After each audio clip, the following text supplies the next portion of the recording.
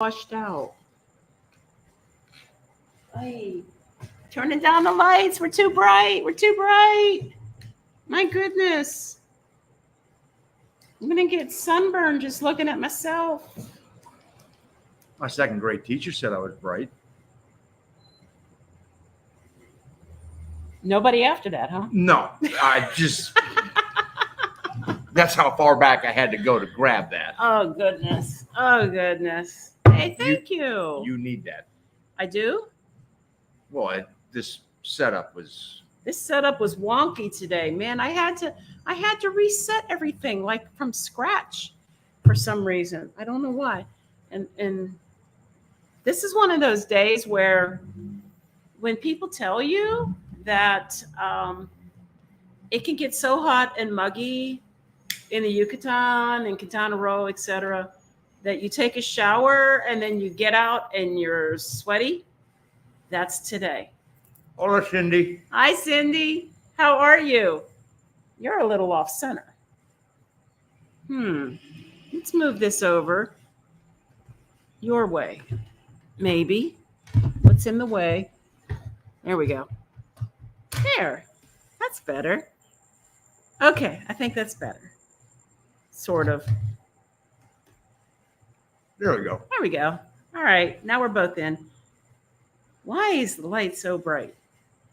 Hey. I'm going to turn the display on the screen down just a little bit to kill some of that brightness. Yeah.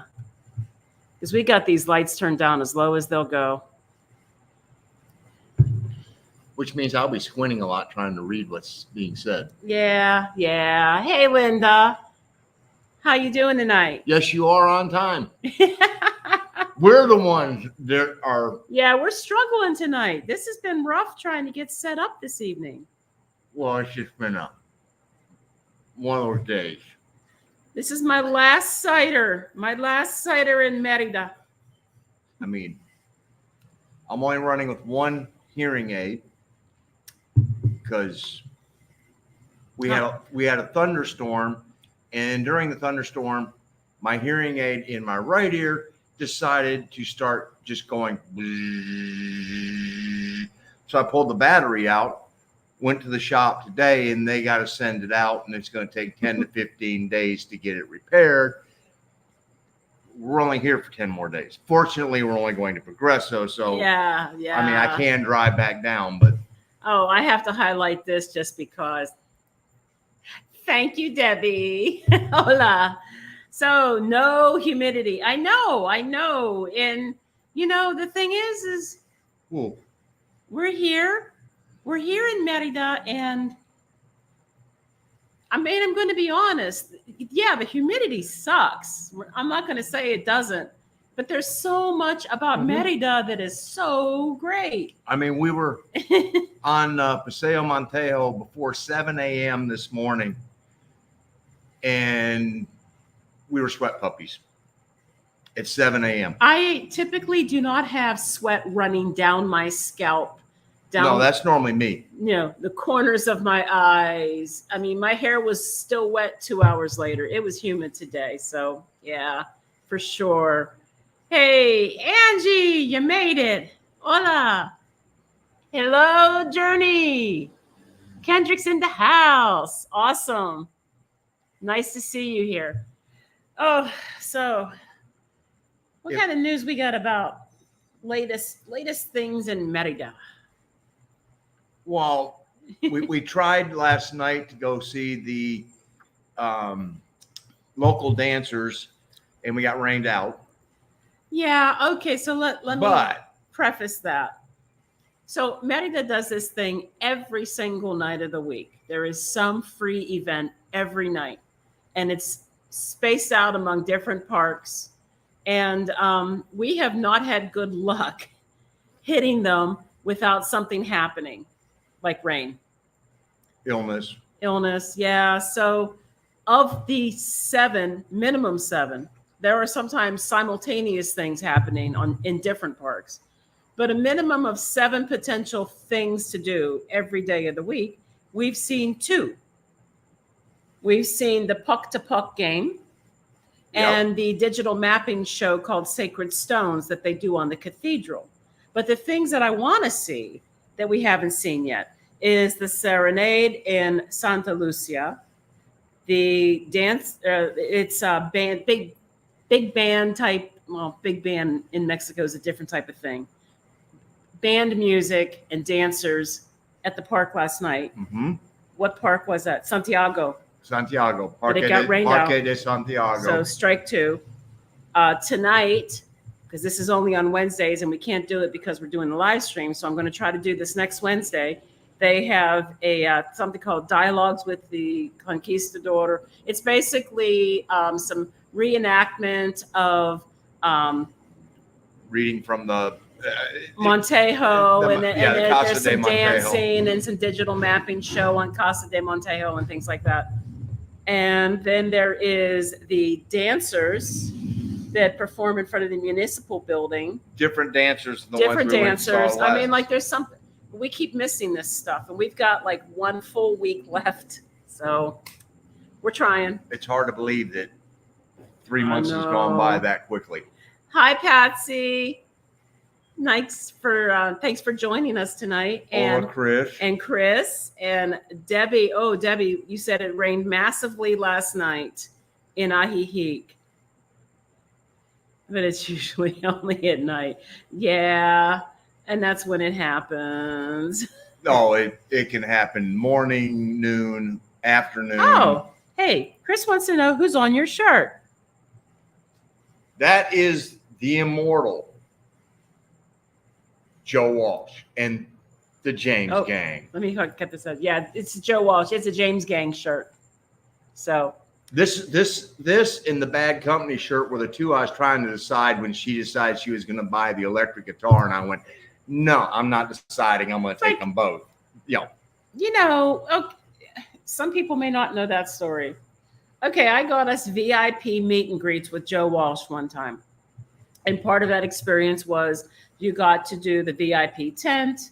They basically liquor you up, and then they set you loose for crowd-free merch shopping before the rest of the place fills up.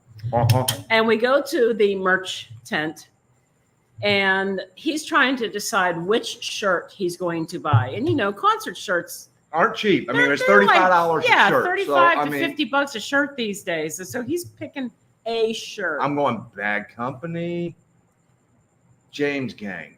And I had it narrowed down to two, and I was like, which one am I going to get? Well, performing that night with Joe Walsh was Bad Company.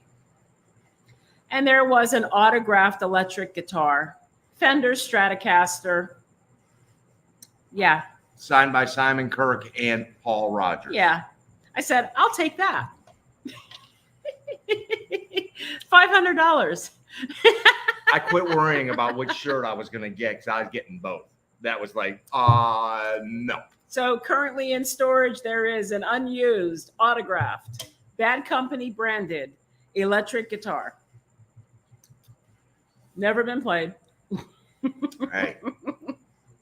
When Paul Rogers finally leaves the planet, then maybe that will return some on look, investment. he knows. He goes, I thought that looked like Joe. It is. It is Joe. It's old Joe. And Joe's not very tall.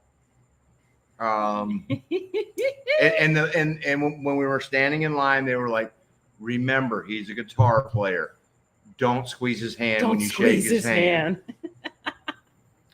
But he was as gracious. He was funny. I mean, he was funny. Yeah. He smiled and you know and joked and laughed and had fun with everybody. Put on a great show. Both of them did. Paul Rogers is one of the best frontmen ever to do rock and roll. He's a good showman. He really is. I was you know, I like Bad Company for the hits, and I was never a really huge super fan.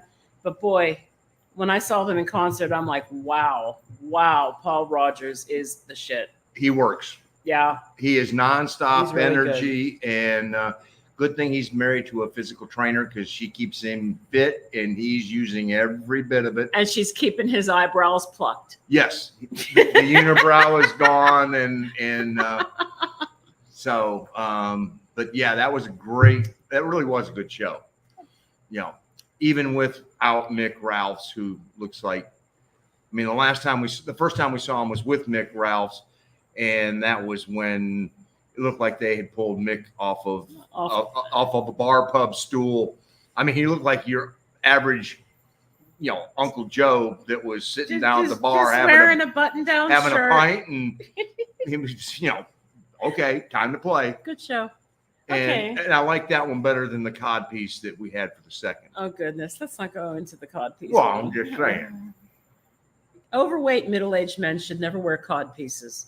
Let's just get that straight right now. Unless you're doing a Renaissance fair, and then I'll give you a pass. Especially when you're 20 years past middle age. I mean, when your hair's gray. Yes, we knew this about them being brother-in-laws. The Bach sisters.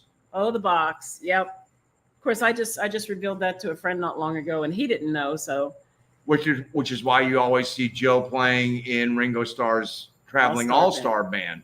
He's a regular in that. That and the fact that Joe just likes to work. I mean, he loves playing. He likes to work because it's better than drugs. Well, and it's better than that 30-year drunk he was on, or 20-year drunk, whatever it was. Yeah. Okay, so let's talk about some Merida stuff today. Okay, so I'm still struggling a little bit with the whole littering aspect. I'm not really sure why this is a thing. Well, and the weird part is we actually, on our way driving to Paseo Montejo this morning, they were out.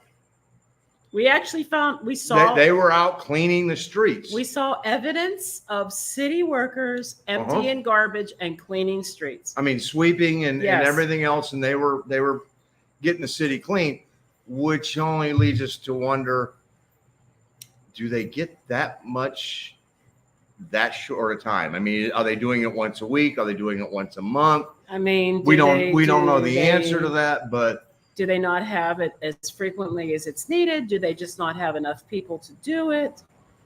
Do they just only focus on specific locations in the city that attract the most tourism? Don't really know. But then I noticed something else yesterday that really kind of, I don't get it. And it just made me look at more things as we were walking today. So yesterday we got an Uber and we're standing outside waiting, and I noticed this Airbnb, which has been recently renovated, recently painted. Mm-hmm. People have literally talking about this Airbnb that we're in. People have been standing outside on the sidewalk, scratching words into the paint, scraping that new paint off this building. I'm glad it's not ours. And I've let go of a lot of things that I did not bring here with us from the United States, and one of them is stressing out over the little things. But boy, I'll tell you what. That was stressing her. If I spent enough money painting a house like this to make it look nice, to have people just stand there and scrape their names into it. Well, and or whatever they're doing. On that particular side of the house, mm-hmm. It is where the Colectivo and the Maniver buses pick up. And so there are people standing there with nothing to do. So let's just deface somebody else's property. But then on the other hand, yesterday we were standing there waiting for that same Uber. Yeah. And two young ladies came walking by, and they were giving us high fives because they're our neighbors 2 blocks down. And, they were excited that, they thought we bought this house. Vimos aquí. And we lived here. Yeah. And sí, pero, es un Airbnb. Oh, boom, boom, boom, They were really excited. They thought we bought this place and we were their new neighbors and they were welcoming us to the neighborhood. So, no, it's just these little things. Like, why? Why do you stand there and deface? You can tell somebody has recently painted this and it looks nice. What? Monday. Yeah. Monday, we were walking back from meeting two of the subscribers. We had lunch at Las Vegas. Again, of course. And then did the governor's mansion and a few other things. Or tried to do a few other things in downtown, and no, cerrado. No, cerrado. Abierto mañana. Okay. And so, then we looked up and it was like, rain. And that was the storm that got the. Oh, was it that one? Yeah, it was that one. And on the way back, we noticed this somebody was remodeling a corner. Oh gosh, yes. Building. And they had put new glass. Brand new glass in. And it was the reflective glass. And I know that we hadn't seen it before because I was like, wow, that's the only time I've seen that on this walk. And we've made that walk numerous times. And somebody had already thrown a brick through it. Or a rock or whatever. They broke one of the windows already and they weren't even done installing them yet. So. And then, of course, on Paseo de Montejo today, several of the statues that are in the glorietas. All of the statues. Well, several. Okay. They have wood around them because they've got workers inside cleaning off the graffiti. Yep. I never did quite figure out exactly what group was responsible for that, but I don't know. They somebody really liked the color purple. I was beginning to think purple was a color, man. That Prince may have been making a comeback or something. So it leads me to question overall because it doesn't just happen here. We've seen it in San Luis Potosi. We've heard about it being really bad in Merida. And so it begs the question, why is littering and defacing property such a huge thing here? I know it's not just here. It happens in other cities. It happens in the United States. I'm just trying to understand it. It's just human nature. It's just a human nature thing. It's troubling. Part of that, I look at that and I go, and what did you really accomplish? It's the messing up of this house that really kind of sent me over the edge. I was standing out there. I'm looking. I cannot believe people have literally written along that whole wall. Wait till the owners see this. Maybe they won't care. I don't know. But I mean, and you work hard to fix something up, and then people and they've invested a lot of money in redoing this, and they're not done. I mean, they're waiting for us to get out to finish the interior renovation, which has not affected us. I mean, other than the fact that when we did the tour, that one small front room, because it has such a low ceiling on it, is unusable. Yeah, we don't use it. We just store things in there. It's the heat in there is just like, oh my God. Yeah. And so they're just going to rip out that entire floor and the spiral staircase and that wall. Yep. And they're just going to make it one big sala that's going to have the 20-foot high ceiling, and it will feel, and they're actually going to put in air conditioning in that room. And, because they've had the electricians out here, and that's going to really be nice. Mm-hmm. But yeah, you go there, they're constantly working on this. And yeah, if I owned it, I'd be a little hacked. I'd be a little annoyed that somebody's out there just scratching words along the entire outside of the house that you just painted. So I don't get that.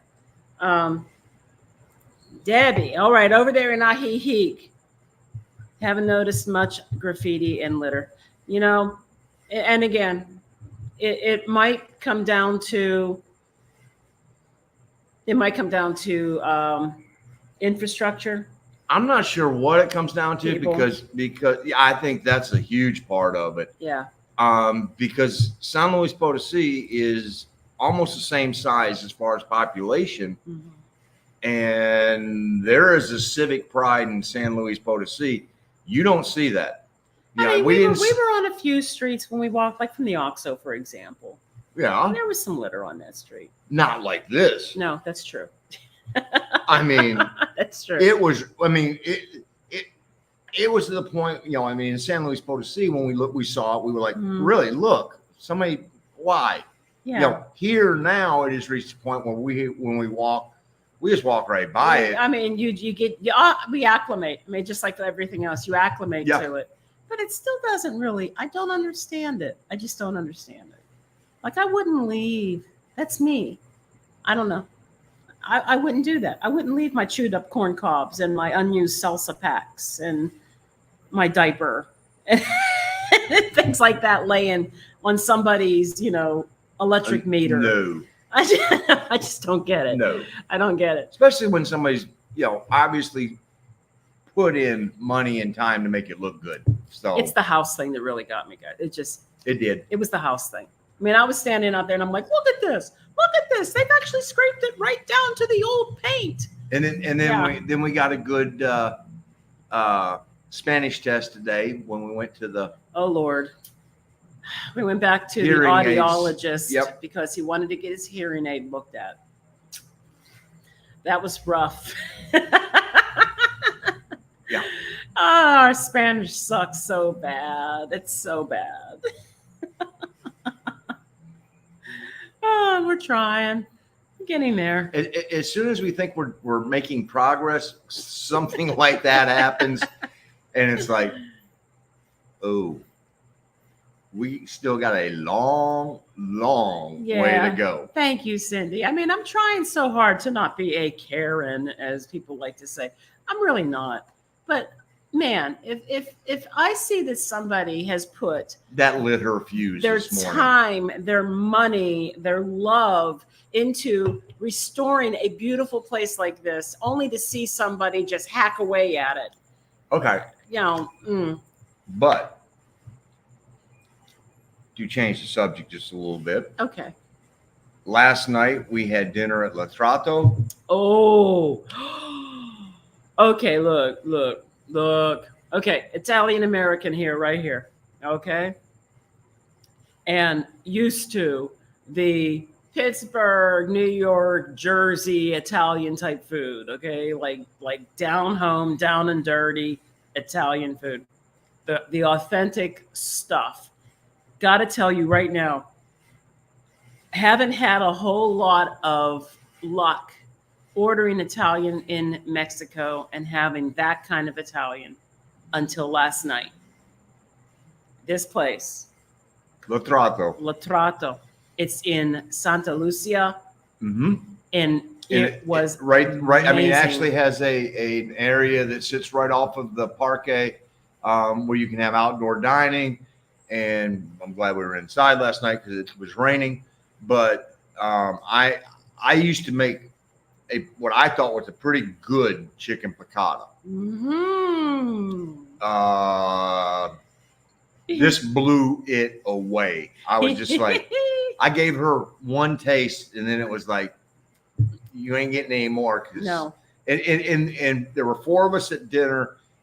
All four of us reached the bottom of the plate, and there was nothing left in any of the servingware, because every one of us was like, "Yep, Yes, boom." I had a goat cheese and spinach ravioli to die for with almonds.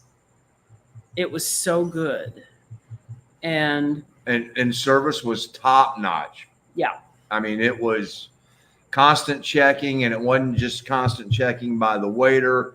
It was, the hostess came over and wanted to make sure everything was very good and everything else. So, if you're looking for a good place to have a very good meal, yes, in here in Merida, you're not going to go wrong with Las Vegas, but you're also not going to go wrong with La Trato.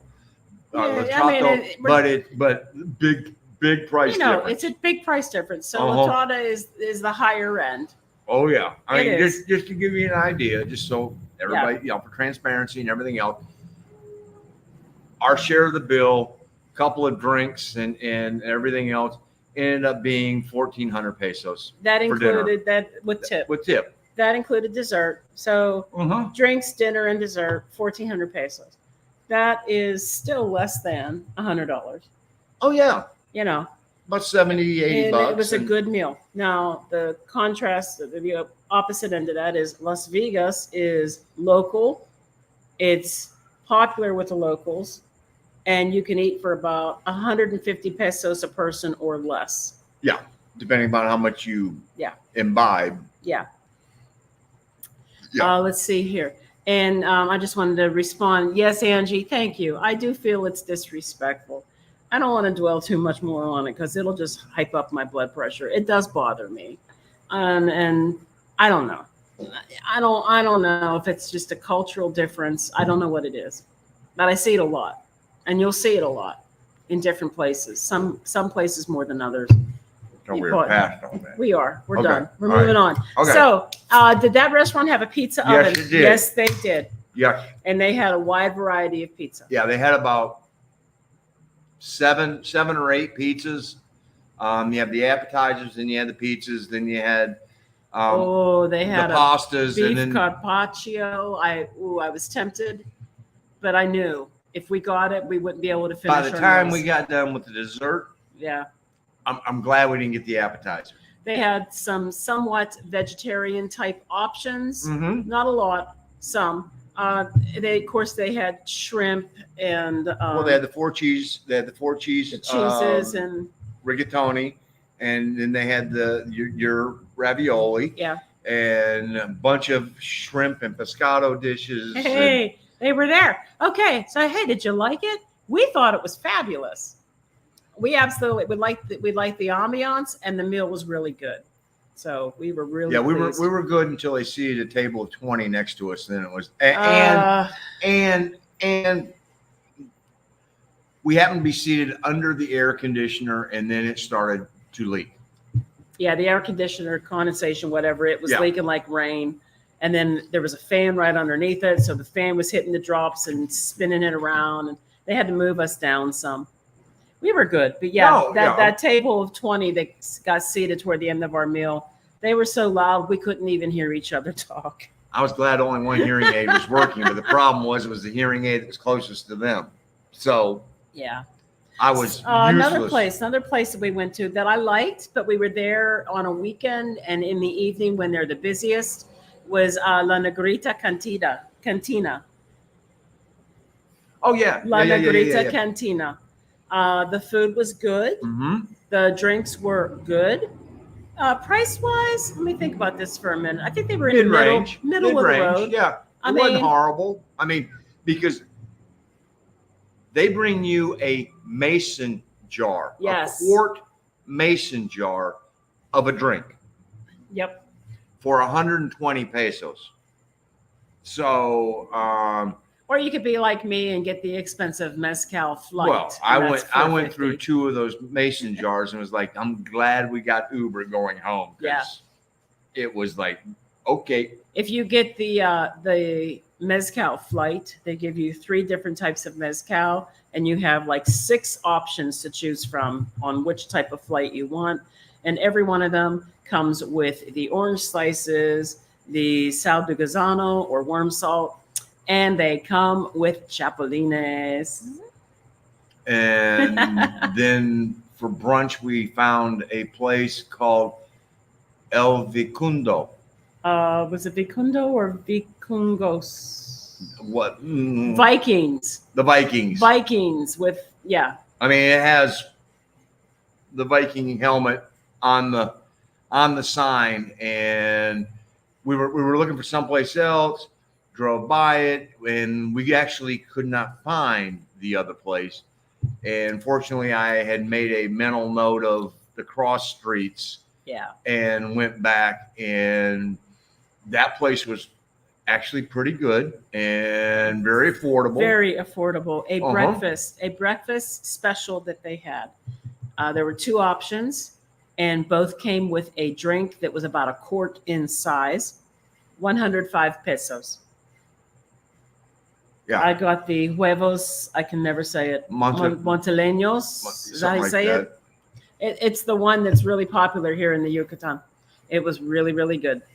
105 pesos. And I Yeah. couldn't finish it because there was so much food. Yeah, it was Mm-hmm. a lot of food. There we go. And hey, Lena. Hola, Lena.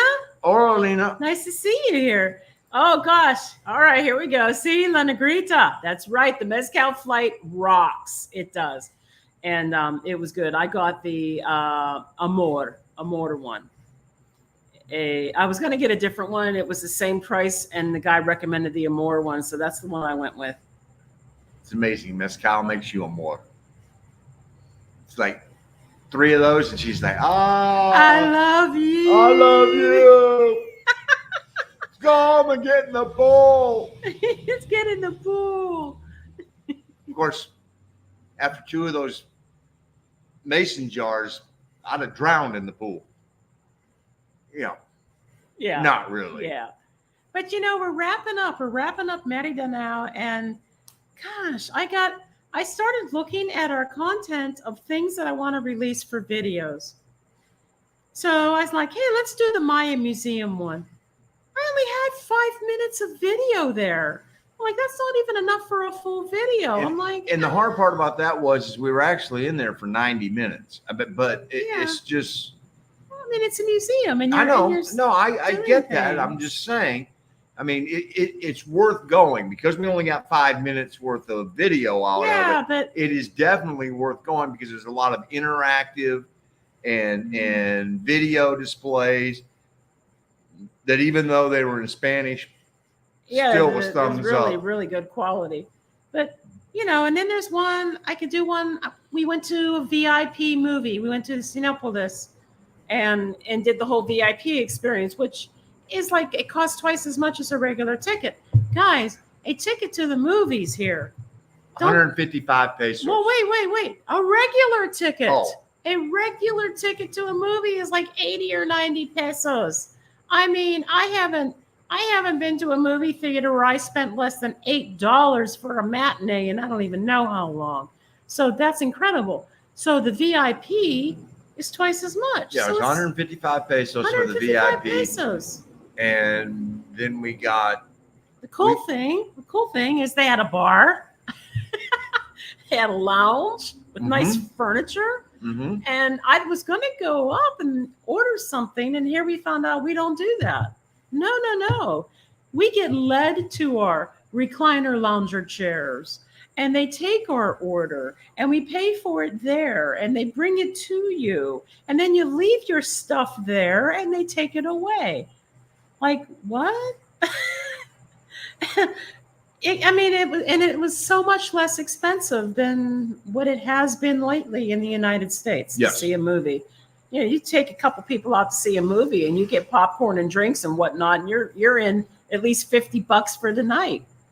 Yeah, I mean, we paid $3.10. Basically twice. Well, we paid $3.10 to get in, and then we paid $2.70 for the sandwich and the popcorn and 2 drinks, and they were the typical giant movie theater drinks. Yeah. I mean, it lasted the whole movie. And then some. Yeah, so that's about 600 pesos. Mm-hmm. 600 pesos for the two of us to get a meal and watch a movie. Yeah. Yeah, no, it was very affordable. And if you guys are asking, we went to go see. We ain't discussing the movie. We went to go see The Creator, and it was interesting. I liked it. It's 25 pesos. Oh my gosh, Jenny! Wow, I rarely went to the movies in the U.S. Once in a while here. So, Jenny, is that in an Espanol? Because that's one of the reasons I chose the VIP is because they would do the traditional film in whatever language the film was in. Spanish subtitles. Spanish subtitles, which I enjoyed because I was using it as a learning experience. Mm-hmm. It was really interesting because The Creator is obviously, I guess if you watch it in an English-speaking theater, they must subtitle some of the Asian language, is my guess. And so there were a few pieces we missed because everything was in Spanish subtitles. So there was English, and then there was some Asian words, but they were also being subtitled in Spanish, and I didn't catch what they were saying. It doesn't matter. It was very brief. But I'm just curious. I didn't miss Um, enough. It varies. Sometimes dubs, sometimes subtitles. Okay. Okay. But that's a great price. My goodness. And I love going to the movies. Oh, here's the difference too. I'm so bad at this. I love the butter popcorn. Look, I know it's not butter. It's butter flavored oil. And I always ask them to throw extra on there. They don't do that here. You get butter popcorn and it's already buttered and it's popped that way. And It's whatever they it's pop. whatever it is. But there's other flavors of popcorn too, if you wanted to do that. I saw them doing a mix. Yep, we saw them mix the regular Mix and or the butter and caramel. It was caramel. That's right. But I just wanted some butter popcorn so bad. I love watching a movie. And they had an icy machine. They had ices. The only thing is I never could figure out what flavors of ices they had. And you know what? And I like ices, but I specifically like half cherry, half cola. And I have yet to see cherry as a featured flavor in Mexico. No, but you can find mango. I don't want mango and cola. I'm just saying. I don't want to mix anything with my cola except cherry. Because if it's either if you flat walk by cola. you walk by a 7-Eleven, they still got down here the icy machine. Icy. I like icy. And let's see. We went to the cemetery. And that's For the second time. For the second time, because I wanted to get some really good shots of some of the mausoleums. The cemetery here is so fascinating because there's newer sections and there's older sections. There's well-maintained sections. There's sections that haven't been maintained in a long time. There's sections that are intertwined. Yeah. I mean, literally where some of it is very well taken care of, and then right next door to it, you're going, okay. Some of the mausoleums look like churches. Some of them look like they were trying to mimic someone's house, and maybe they were. And they have, so let me see, how do I describe this? Because I can't think of the right word. Anyway, for Dia de los Muertos, they have a really big celebration here in Merida, which we're probably going to miss because I don't think we're going to drive back here to see it from Progreso. I doubt it. And it's kind of unfortunate because it literally is going to happen within 2 weeks of us leaving, and they're going to march their parade right past this place to get to the cemetery. So we're going to miss that. We would have been right here for it, but what are you going to do? And one of the things that is very common in some of these communities in Mexico is that they will exhume a loved one's bones after they've been buried for a minimum of 3 years, and they will wash the bones, and they will lovingly display them in some linen and in a box. And I don't know if they keep them out year round or if they go and return them to the cemetery afterward, but I noticed something at this cemetery. You will find these boxes. They are shoved in places all over the cemetery. These boxes, there wasn't any linen in them, but there were bones in them. Oh, there were bones in them. You could have reached out and picked up somebody's skull if you wanted to. And guess what else was in there? Oh yeah, this burned his butt. You know, as much as it lit her fuse that they were scratching on the building, there's litter in there with the bones.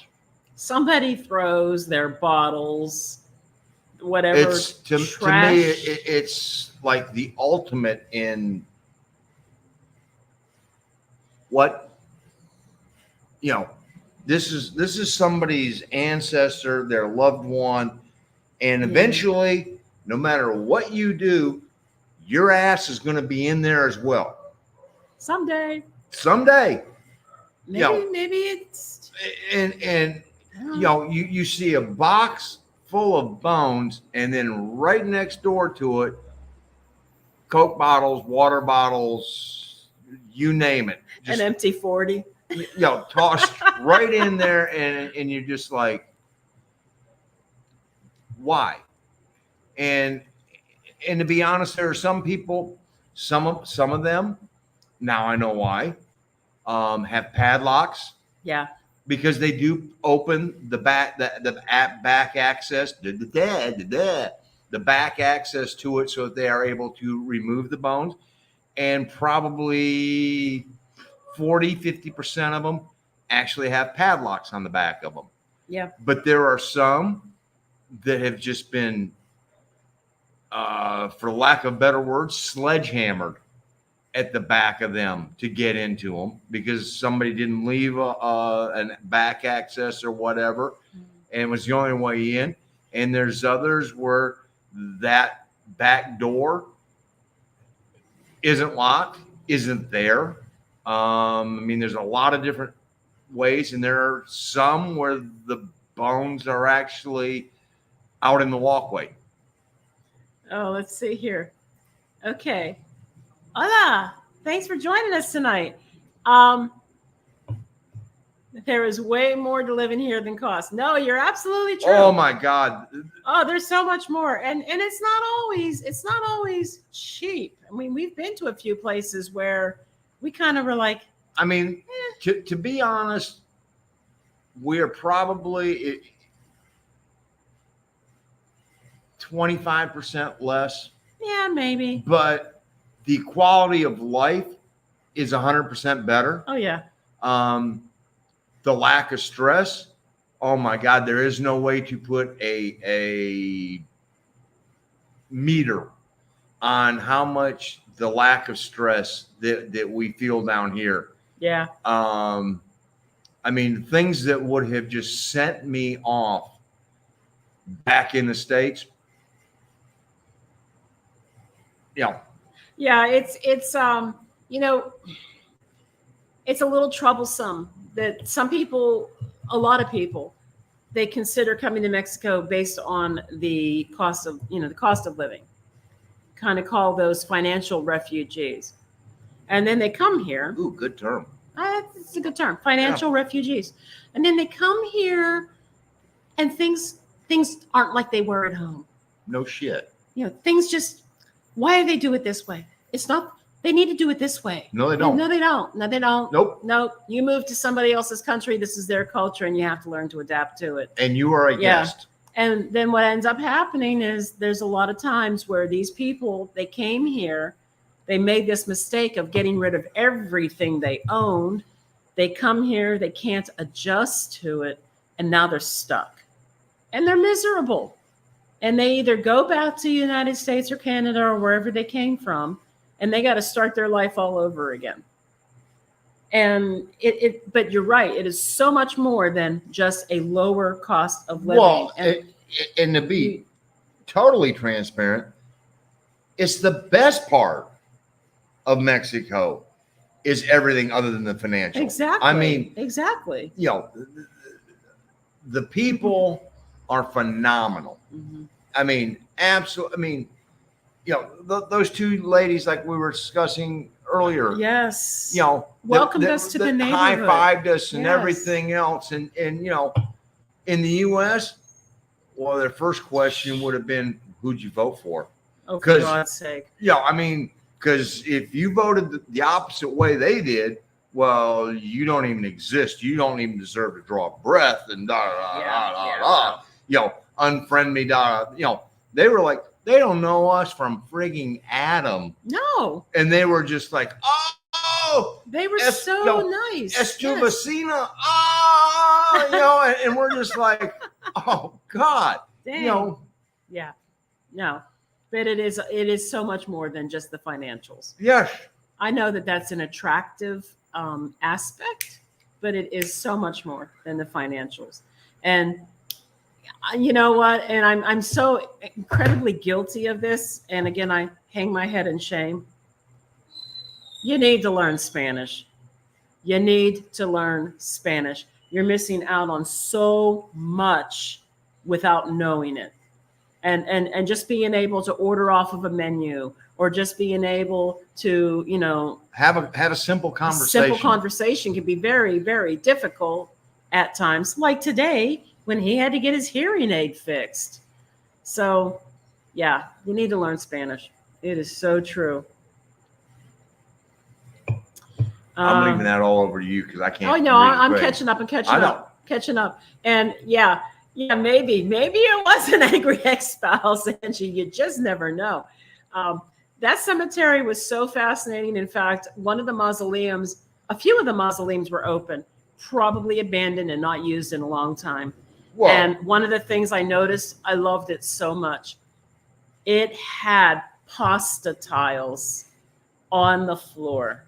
They were covered in dust. You couldn't even see them. I moved the dust around and I was just blown away by the workmanship inside this mausoleum. The one mausoleum actually had a glass turret at the top. Yes. And the tree has grown so much. And of course, then the branches just grew into that glass part and started breaking the glass. And then the pigeons were just like, yeah, the pigeons made a home. We got a home in here. So grandparents are buried together. Okay.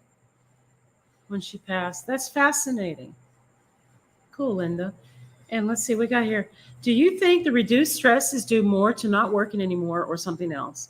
2 more years of work and stresses are new middle names. Okay, well, I do work. Now, I literally just finished up my contract about 10 days ago. 10 days ago. Yep. So I was pulling 40-hour weeks, actually more than 40 hours. There was plenty of times where I could only clock 40 hours, but they would get more than 40 out of me. And then I would do these videos for the channel, and the videos were running me about 20 hours a week, sometimes more, sometimes less. Give or take. So 60 hours a week I'd work. I still had way less stress. Well, and let me add to that. Going from not working or from working to not working is a stressor in itself, because you have to figure out what it is you're going to do. I mean, is it the work stress? No. But does it cause stress?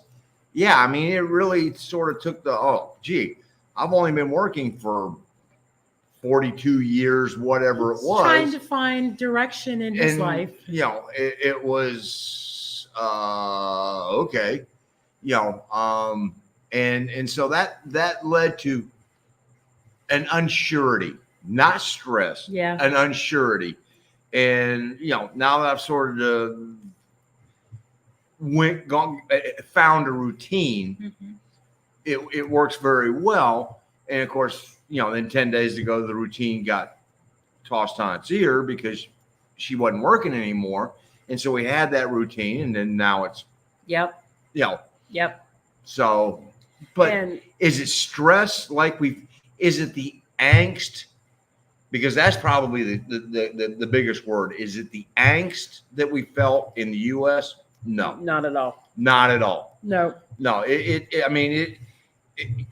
When my decision becomes, it's 11:30, am I gonna go get in the pool, or am I gonna go read my book? Okay, neither one's causing me a whole lot of stress because I win either way.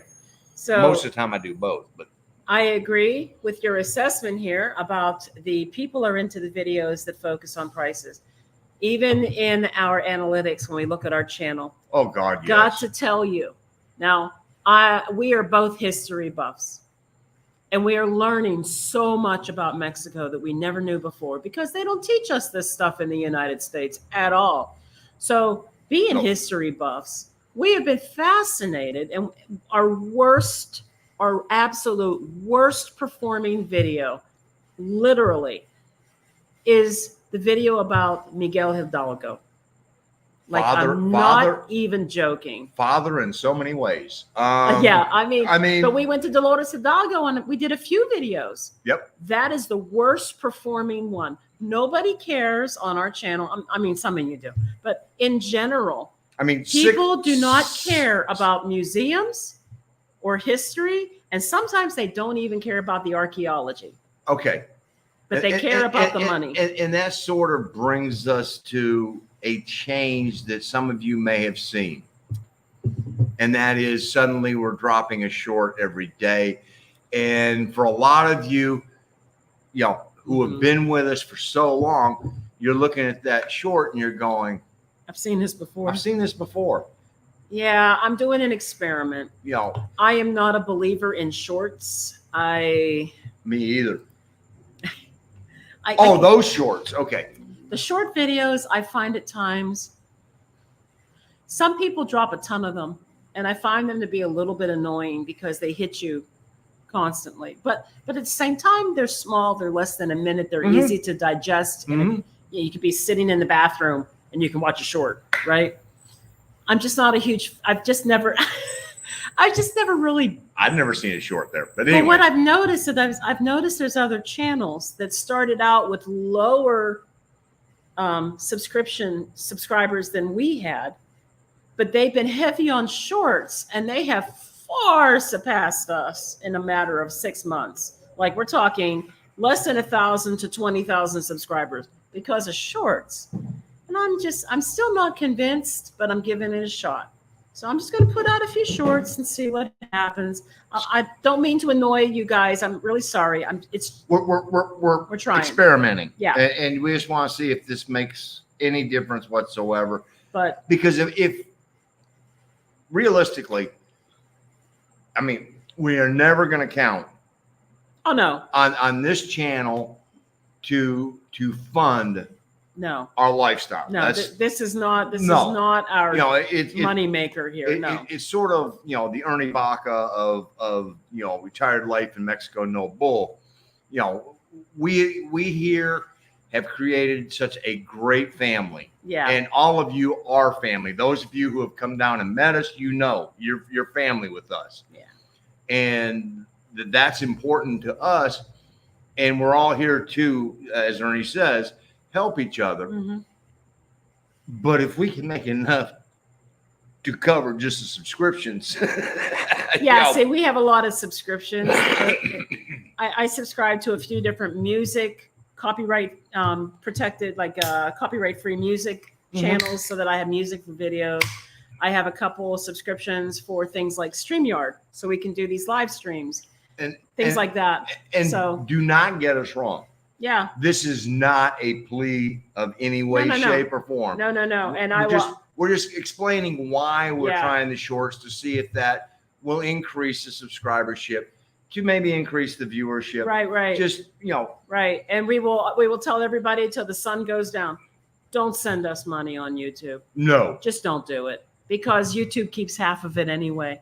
And if you do send something toward us and you think you're helping us out, and we appreciate that if you do, but what you're really doing is you're giving half of whatever you gave to YouTube. And Like Google needs any more money. yeah, don't do it. Just don't do it. No. We're not into that. So it's fine. This is a hobby. It's an expensive hobby, but it's a hobby. But one of the things that both of us do is if we're going to do something, we want to do it right. Yeah. And we view it. No bull. Yeah. And we also view it as, all right, what can we do that will make this even more successful? And that's just, we're just trying it out. the way we are. So, and again, I totally agree with you and know this firsthand. Yes, electronics and things like that. Yes, they do cost more here. And I'm wondering if the economy. Don't forget gas. Gas costs more here. I mean, I don't know. Cars, maybe. I don't know. We've kind of, I guess it depends on what you get. I think cars are almost a wash. And depending upon if you get something that's made in Mexico, you may get a little bit of a discount versus what you buy in the U.S. Electronics, I can tell you right now, I got an Insta360 camera. The price difference. The price difference between what I initially bought in Mexico versus the United States, it was $100 more in Mexico. And so when I had to go back to the United States to swap out a laptop for work, I ordered it and had it sent there and then brought it home with me. So that's just one example. And one of the things that we have started doing is we know that when she gets a new contract, the odds are strong that she's probably going to have to go back, get a laptop, do a drug test, do all that. Right. So what we've started doing is we've started putting things in the cart that we want from the U.S. because it is cheaper. So that when she goes back, because it's only going to be for a matter of a few days, right? Then she can walk up with a minimal amount in the suitcase and bring the rest of it back. Right. So there's things, and there's also things like, for example, I have really big feet. I have big feet. I wear a size 11 in ladies. That's like a 9.5 in men's. You think I'm going to find size 11 shoes in Mexico? Well, no. And then I have, I'm not. And then I have wide feet. Right. And so yeah, it's not all roses, and there's definitely disadvantages in some things. But I think the overall advantage. What's Tom got to say? Hey, can't believe you guys have been in Merida for 3 months already. Thought you just arrived there. Well, yeah, it's going to be a little bit cooler. I mean, we're going to be in Progresso. We're going to be there. All right, so we get 10 a little days. bit of the ocean breeze. Yeah, because we are only a block and a half off the Malecon. Yeah, yeah. And we hope there's a breeze. And the reason why it seems like we just got to Merida is because we were so backed up. We were like 6 weeks or more behind on videos. So backed up. Now, the thing about the Merida videos is that I am finding I'm probably going to have to combine things. Mm-hmm. Like I just did a video drop on the puck-to-puck game, and it was cool. Guess what? It's not getting a lot of views. We're back to that. Culture, architecture, and history. Museums. People don't care about those things. As was previously mentioned, they want to know how much is it to live there? What's your Airbnb? What's your cost of living? Those are the ones that everybody wants to watch. That's cool. That's cool.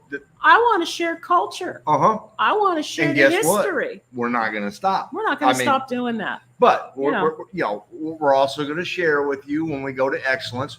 Yep. Which is only now less than 2.5 months. Anybody wants to come, contacts the Excellence Resort, Excellence Riviera Cancun in Puerto Morelos, and we will be there from December 23rd through January the 2nd. So we're there for the holidays, but we're going to share that as well. And I bet that's going to have good viewership because there's a lot more people that are coming down to spend a week, 10 days, 2 weeks, weekend, whatever at the Excellence Resort than are coming to live here.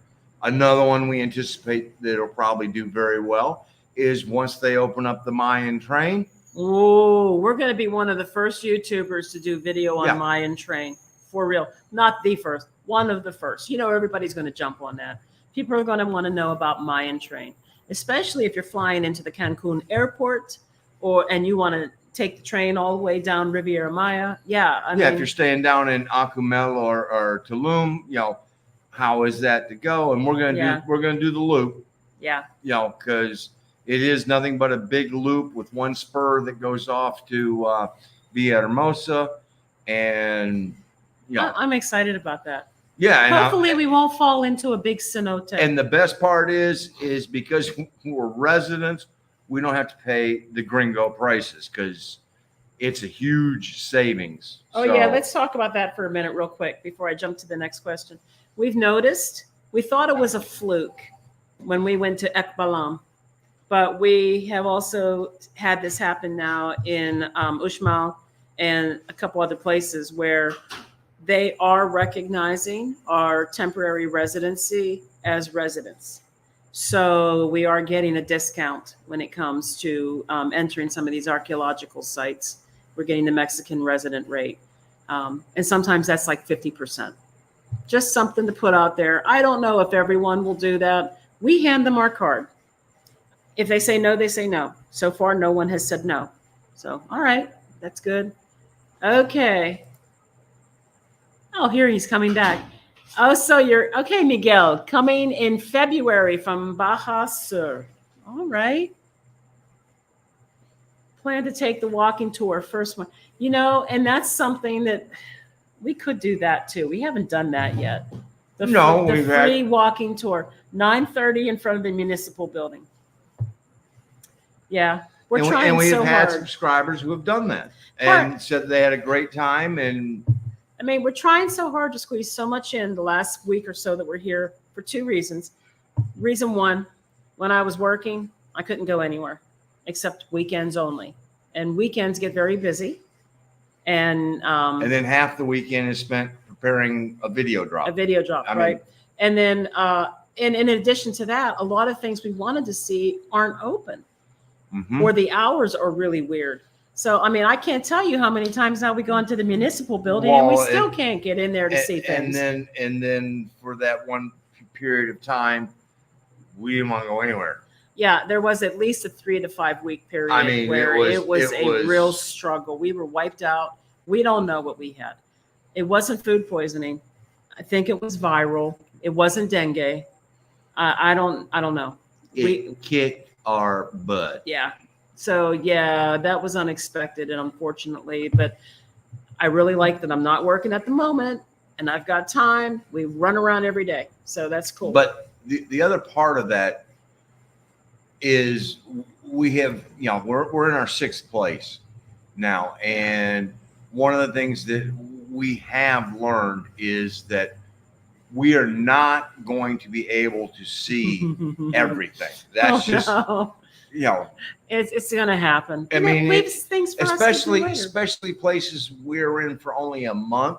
That literally is 3 weekends. Yeah, look, we're not Heidi and Adam from Country Collectors. Number one, those two worked.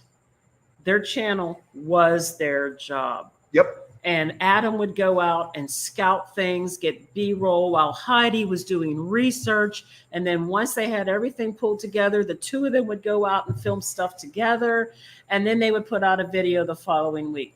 That was a full-time job for 2 people. And that's why their videos were so great, so informative, and very, what do I want to say? They included as much as they could. Yes, and they had such great pieces of history tossed in and everything else. But we ain't got the time for that. But I mean, when it was time for Adam and Heidi to move, they put their stuff in their backpacks and they were gone. Yes. When it's time for us to move, it is literally a 4-hour packing job. It is. Yeah. And then it's the drive. And I'm going to tell everybody right now, the most stress that will occur in your relationship is the traveling, because it's stressful driving, and then expecting her to be able to read my mind at times, and then pre-hearing aids, I didn't hear. He can't see the navigation screen. And then I'm driving with my contacts in. I've got my glasses on. So the navigator can't hear and he can't see. Well, I can see what the hell's happening in front of me, and that's just as important. He's got me doing his map reading for him and he can't hear me. So not only can he not see the map, I got to look at the map for him and interpret it for him, and then he can't hear me. Yeah.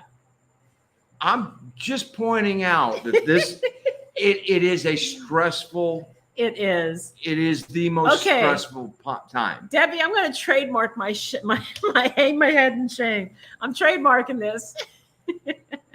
You're taking Spanish at Lake Chapala Society. Good for you. Good job. That's good. I need, what? And honestly, I think having somebody that you can ask the questions of as to why is it this way? I mean, there's certain parts of it that are pretty simple. If the letter is there, for the most part, it is enunciated, with the obvious, H's at the beginning of words and some G's at the beginning of words. Yeah. But, my question is, te, se, le, los, las, as pronouns, and then putting them at the back end of verbs just blows my brain. Okay, first of all, you got to have time to practice. And who doesn't have time? Usually. No, that's fair. It's me.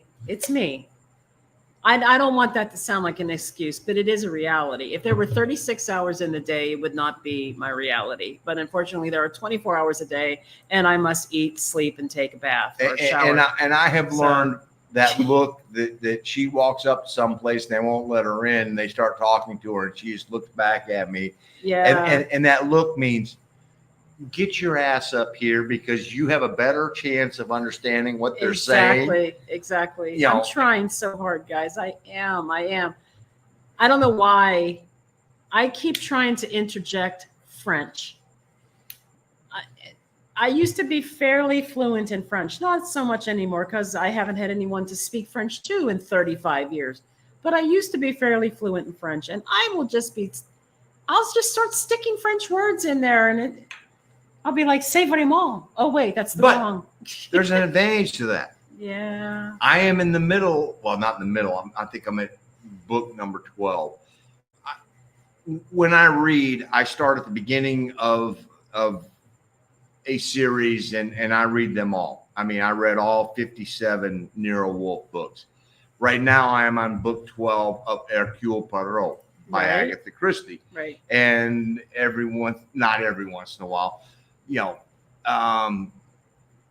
Hercule will, because he's Belgian, speaks French, and Agatha Christie loves to throw those French phrases in there.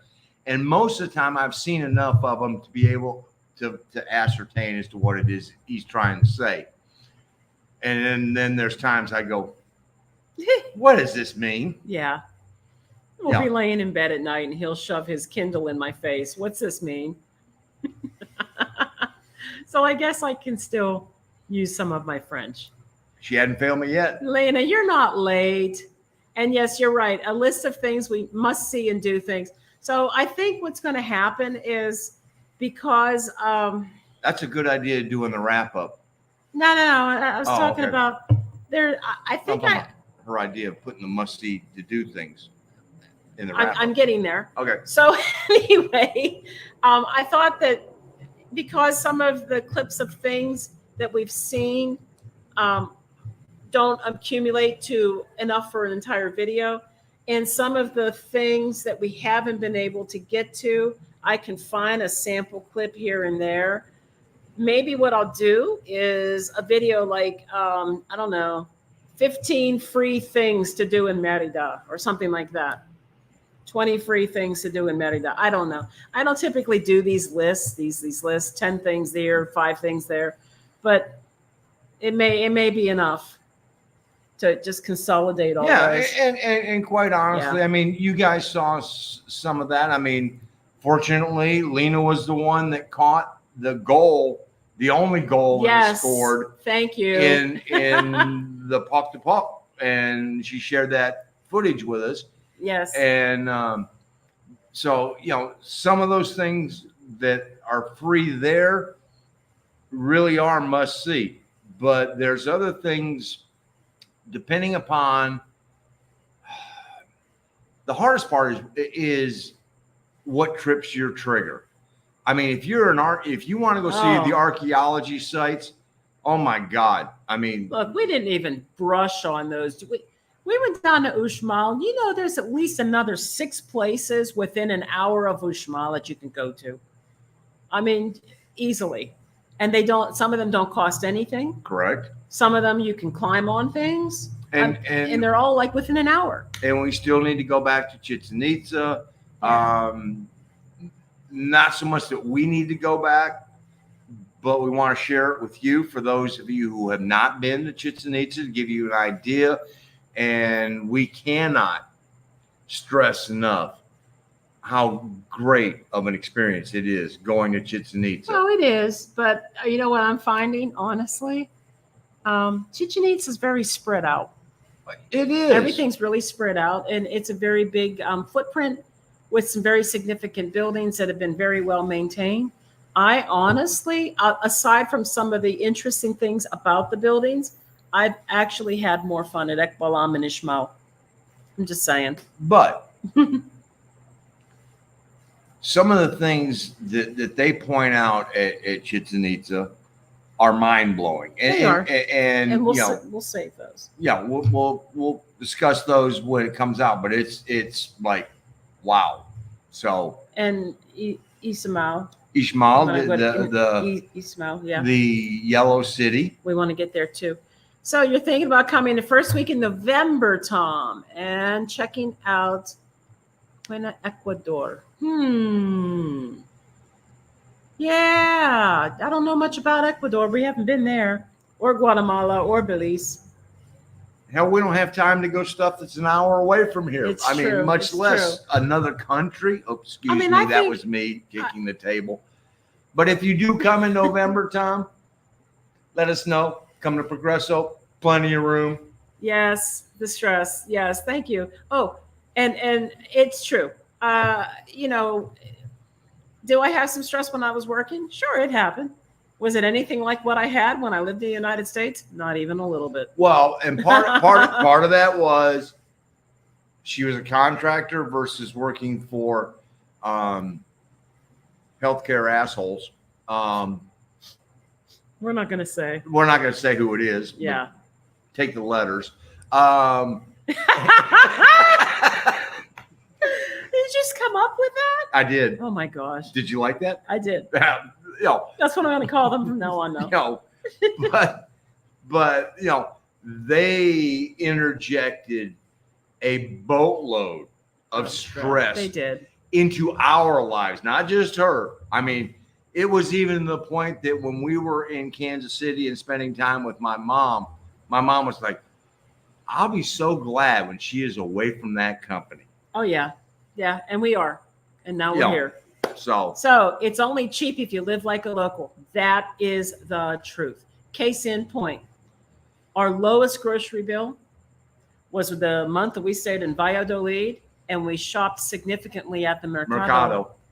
At the Mercado, or we would go and buy pollo on Chicken Row. We would go down and we would get dinner. It would last us 2 days. We would get God, I the love rotisserie. Yeah. But Mercado and going out and buying dinner on the way back. And we did very little grocery shopping Well, at the Chedraui. And just to give everybody an idea, I mean, my haircut, which if everybody notices, I got another one. My haircut in Valladolid cost me 40 pesos. Yeah. My And- haircut here, which still was a good price, Yep. of 70 pesos, but I mean, and that was with the tip included. Yeah. That's what you said. It was 55 pesos and you gave him 70. No, I thought it was 70. I gave him 90, but whatever. Yeah. Whatever it was, it's still a $5 haircut, which we all know you're not getting a $5 haircut in the Oh, US. but if you want to spend the money, there are a number of malls north of Merida that you can go to. And yeah, they have all those stores. They I got the same haircut at Galerías de Americas for 200. Yeah. So So there you go. It was, and it was literally is the same. literally 3 to 4 haircut. times. 3 to 4 times more expensive. But we had to go there because we needed somebody who could cut her hair. And while I was there, it was like, yeah, just. Except I saw that the salon had a picture of my haircut right there where you got your hair done in Merida, right here. Yeah. So I wonder, I might go and hit her up and get another haircut there and see what the price difference is for comparison. But absolutely, you will spend more money at the chain stores, the grocery stores, at the mall. Buy local. Buy local. It's so much. We could go to the tiendas over here and we save money. And I bet if I went into one of those places to get a haircut at the Mercado, it would probably cost me even less. Oh yeah, imagine this. So let's say, think of a large self-storage building Multi-story, that you walk into and it has the little garage doors inside, right? which you see in ours. I mean, it literally looks like just like ours. We went to a Mercado. It's not even the biggest Mercado. The biggest one is like a block and a half away from this one. And inside every one of those rooms is somebody's little tienda. Mm-hmm. They could be selling shoes. They could be selling umbrellas, Belts. stuffed animals, candy, Hats. or they pull 2 chairs into one of those rooms. Sorry, they pull 2 chairs into one of those rooms and they're doing haircuts. Yep. Or they're doing nails.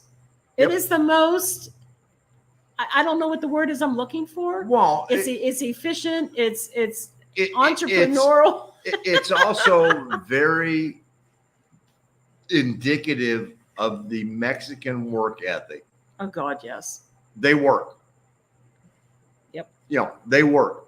Period. So and they may make 40 pesos per haircut.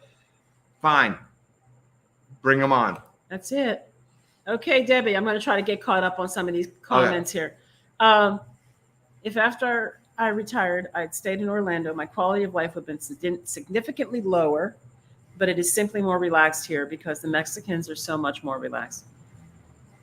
True. Yep. Yeah, I think the quality of life is better. As long as you can adapt and accept that your life is going to be lived a different way, and it's not going to be what you were used to. You can adapt to that. It's a better way. It's just. And realize, yeah, this isn't your lifestyle. Right. It's theirs. Right. It's all right. It's all right, Tom. Bullshit. You're not drinking. You're behind, bud. I wonder if the lack of interest for the history-related videos is because they require more attention, where the others you can play in the background like a podcast. It's possible. I think there's a lot of reasons that enter into the lack of performance on those. I think most of it is like with Father Hidalgo. If you're not in Mexico, you don't know who Father Hidalgo is. It's true, but we were never taught in the U.S. But we were explaining it, and I thought people would find it fascinating. You know what? That's fine. It is what it is. I found it fascinating, and I enjoyed doing it. And if somebody learned something about this culture and the history of the people here by watching it, bravo. And if they didn't, and they don't care, that's their choice. They don't care. That's fine. So, hey, Laura. Hi. I appreciate all your videos and your outlook on life. Thank you very much, Laura. Thank you for that. We put a little love into all of our videos. And again, if people don't want to see the history or the culture or the archaeology, if those things don't interest them, and even if I have, as it has been referred to in this household, as my standing mad face, that does not always mean no, his resting bitch face or whatever. He's got a resting bitch face all the time. Does not mean I am not interested and not engaged. That's just. If you had to stand by this guy in a concert, you would understand. And I'm enjoying the concert. He don't look like he's enjoying it. I've had people actually ask me if he was okay. We'll get back to that another day. The millennials and alphas love shorts. Yeah, I think it's small bites, rapid fire.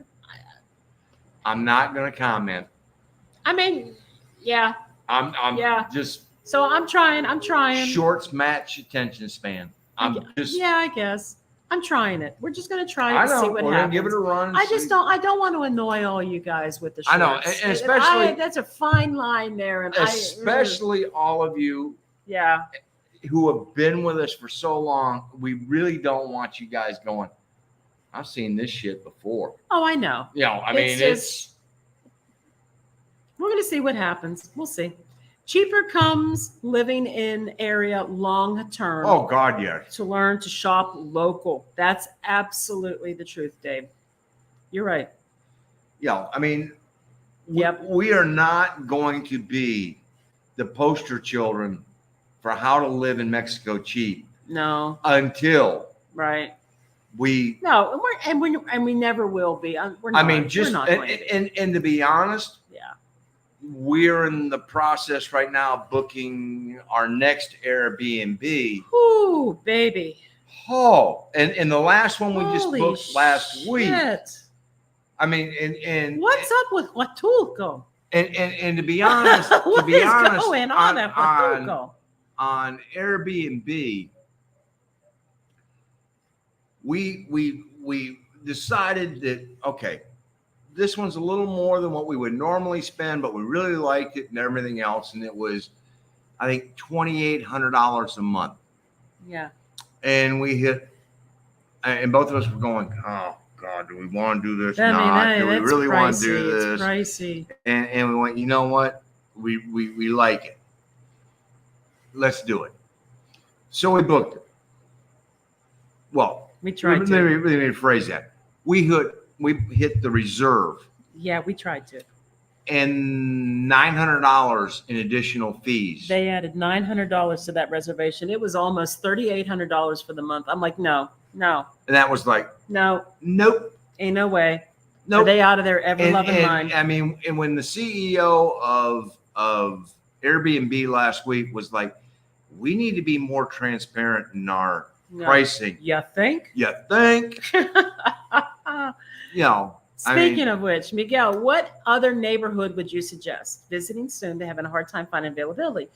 Okay, well, we let's talking see. here? Yeah. Okay. Yeah. I'm Okay, just so of course there's Ermita, which you said you were finding a hard time finding stuff. So San Sebastian. San Sebastian. Let me think. What was the neighborhood? There's actually some really nice Airbnbs. They're smaller, but up where Ray and Cheryl stayed, that's literally Centro. That's Centro. That's literally a Parque Grande, like That was Centro. within a half block of that.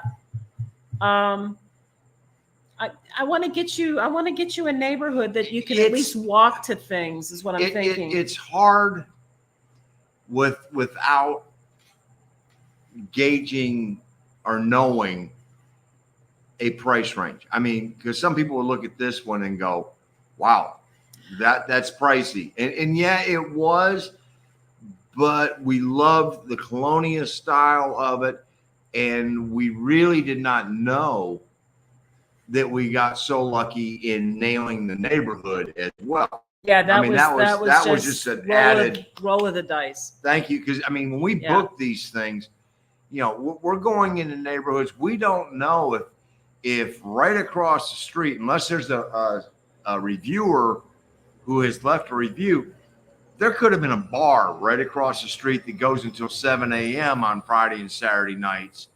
And we'd have heard the boom, boom, boom, boom, boom, boom, boom. We wouldn't have known. We wouldn't have known. And, there were some people who did on this particular one say that it was a little noisy. And yeah, because of Calle 66 and its proximity to the hospital, there are the 3 or 4 daily ambulances going by, with the siren going and everything else. But you really don't notice. But when we go to bed, we don't hear them. Nope. We don't hear them at all. At all. There's the air and the fans going, and there's enough white noise. We hear nothing. Yep. So it's really hard to give you an absolute confident, hey, this is a safe, good, walkable neighborhood. I have to be honest, every neighborhood we have walked has seemed safe. The only exception that gave us a little bit of nervousness because of the lack of street lighting was literally over on Calle 50 as we were walking between the two arches. East of Centro. It was really dark. We didn't feel unsafe. No. But it shuts down early. Yeah. And so the streets were very dark and quiet. Yeah. There were, I think because of the fact that they were dark and quiet, there were some people actually sleeping on the street. But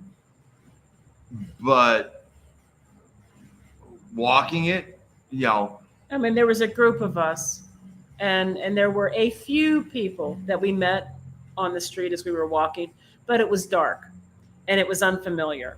And so it's really hard to say, well, hey, is this a safe neighborhood or not? We really would never know. And so, I was feeling Uncle Arthur more than I was feeling uncomfortable. So yeah, I wish we could tell you better, Miguel. I'm sorry. And yes, boomers and Gen X, woo in the house, like the long content. I do. I'm not a consumer of that fast, rapid fire stuff, with the exception of Penny the Talking Cat. I do like Penny the Talking Cat. Just saying. But hey, let's see. But yeah, we're gonna do what we like. We always do. We love sharing our love of Mexico, Hmm. and we love history. And we love sharing what we Yeah. learn Yes. about Mexico. And Yes. that's, I mean, honestly, that's the biggest thing is we get excited when we learn something new about our new home, Yep. and being able to share that with all of you. That's our biggest I enjoyment. mean, man, when we got to this house, this colonial house, I was just beside myself with excitement. Yeah. I could not wait to share that. Do you think a lot of people care about that? Probably not. No, And some we did. people would look at this and go, "Oh, this needs a lot of work. Oh, I don't like those wires hanging outside of that rock up there." There's so much charm in this place. You know, to each their own, I guess. So, oh, thank you, Azul. Thank you. We're just trying to keep it real, right? And we're just sharing our excitement and the things that we learn. When you live in one area, you find friends that you can ship things to and have them make it look 6 months old in case it's checked in customs. You know, Dave, I believe you. My problem, my problem was I was trying to get a work laptop, you know, at that one time shipped. And even though I had my mother-in-law ship it, customs still wanted all kinds of paperwork. And I ended up telling customs, just send it back. And I flew They back. weren't going to release it. No, they weren't going to release it. I mean, that was just, you know, we would have been better off from the very beginning Just to flying fly back. her to Houston, Kansas City. We're not plugged in. It's not plugged in. My laptop is not plugged in. So it's telling me battery. Like it's sitting out here, but it's not plugged in. Anyway, he's dealing with that. It's not plugged in to the laptop. Yeah, plugging it into the laptop is the important part. There you go. Well, I was going. I'm like, yeah, it is. It's in the socket. It's in the socket. Car tax is huge. Okay. Well, that's something we need to look at. We are eventually going to have to buy a car. I mean, we're eventually going to return this one that we have to the U.S. whenever it's time, and we will want to get a car. So that's something we need to. My biggest fear right now is that drive back to the. Yeah. No, Lena, Lena, don't worry. We're never going to stop doing them. Nope. I was just using an illustration of it all started back with what do people seem to want to consume about Mexico? Oh, how cheap it is to live there. And I hate that word. I hate that word cheap. Inexpensive. There's nothing cheap about it. No. But, and quite honestly. But people seem to swallow that. That's what they want to consume. And our lowest viewed video literally is the video we did in Dolores Hidalgo about Father Hidalgo. Mm-hmm. It literally to this day, it's been out for what, 6 months? 6 months and has 210 views. We get more than that in one of our videos in Merida in like 2 hours. Yeah. It is what it is. And we're not changing it. We're not changing it. Do we regret doing it? Nope. Nope. That's who we are. And well, that makes sense. Some things don't change regardless of the country. Car tax. Yep. Hey, Brett. Thanks for joining us tonight. You should do the Copper Canyon El Tepe train first. Oh, well, I guess that's going to depend. We're going to have to look that one up. Let me write this down somewhere. I didn't bring my phone out, did I? I don't know. That's all right. No, I think we were. That's okay, because we were rushing. I'm going to hurry up and write that down real quick so I can remember. Copper Canyon. Copper. What is this? Beats the hell out of me. You're the IT expert. But I can drop my phone and it's fine. We got it. You got it? Thank you. Okay. Yep. You guys sound like so many of us. Yeah, it's true. Oh, you went blonder. Mark, you went closer. Great. Thanks, Tom. Actually, I know it looks blonder, but the truth is the color faded. It was red. And this, I had to bleach this part because this was purple, but it's faded out. And I haven't redone it yet. Eh, I'll do it when I do it. I'll have to go to a Sally's to get my purple. Yeah, and this is way beyond blonde. This is just downright white. And Brett, yes, we are aware of the Inapam cards, and Mark and Paulette, two travelers in Mexico who live in San Luis Potosí, tried really hard to get Mark into getting one of these cards. But the thing is we weren't going to be in the same place very long. No, and I think it's kind of tied to wherever you happen to be. Because Paulette made the comment that she had registered in Morelia, and then she had to re-register when she got to San Luis Potosí. And since we're on the move every couple of months, it literally was just sort of one of those where we're like, you know, when we finally toss out the anchor and go, this is where we're going to be, count me in. Yeah. And then if they're going to change it, I'll never make it in time. I'm 50. How old am I? 54. So I got a few years. And if they do change it, I'll never make it in time. So, and yes, that Amazon cart before trips, you got that right. And not just Amazon. If I want to get shoes for my big ass feet, my size 11 feet here. Well, and then I order them straight from the company and have them delivered to his mom's. And then there's certain things from the grocery store. So, I mean, it's just. Yeah. Well, if we're up in the United States, there's certain things that I'll get there that I can't seem to find very easily here. Like, there is a pill that I take for, it's similar to taking glucosamine and chondroitin, but it's not. It's a much smaller pill. I can't think of what it's called right now, but I would get it at Sam's Club or Costco, things like that. And my men's multivitamin. I mean, his sometimes some nutritional supplements are hard to get things. Being an old man is not always easy in Mexico. No. But it's a lot easier than being an old man in the U.S.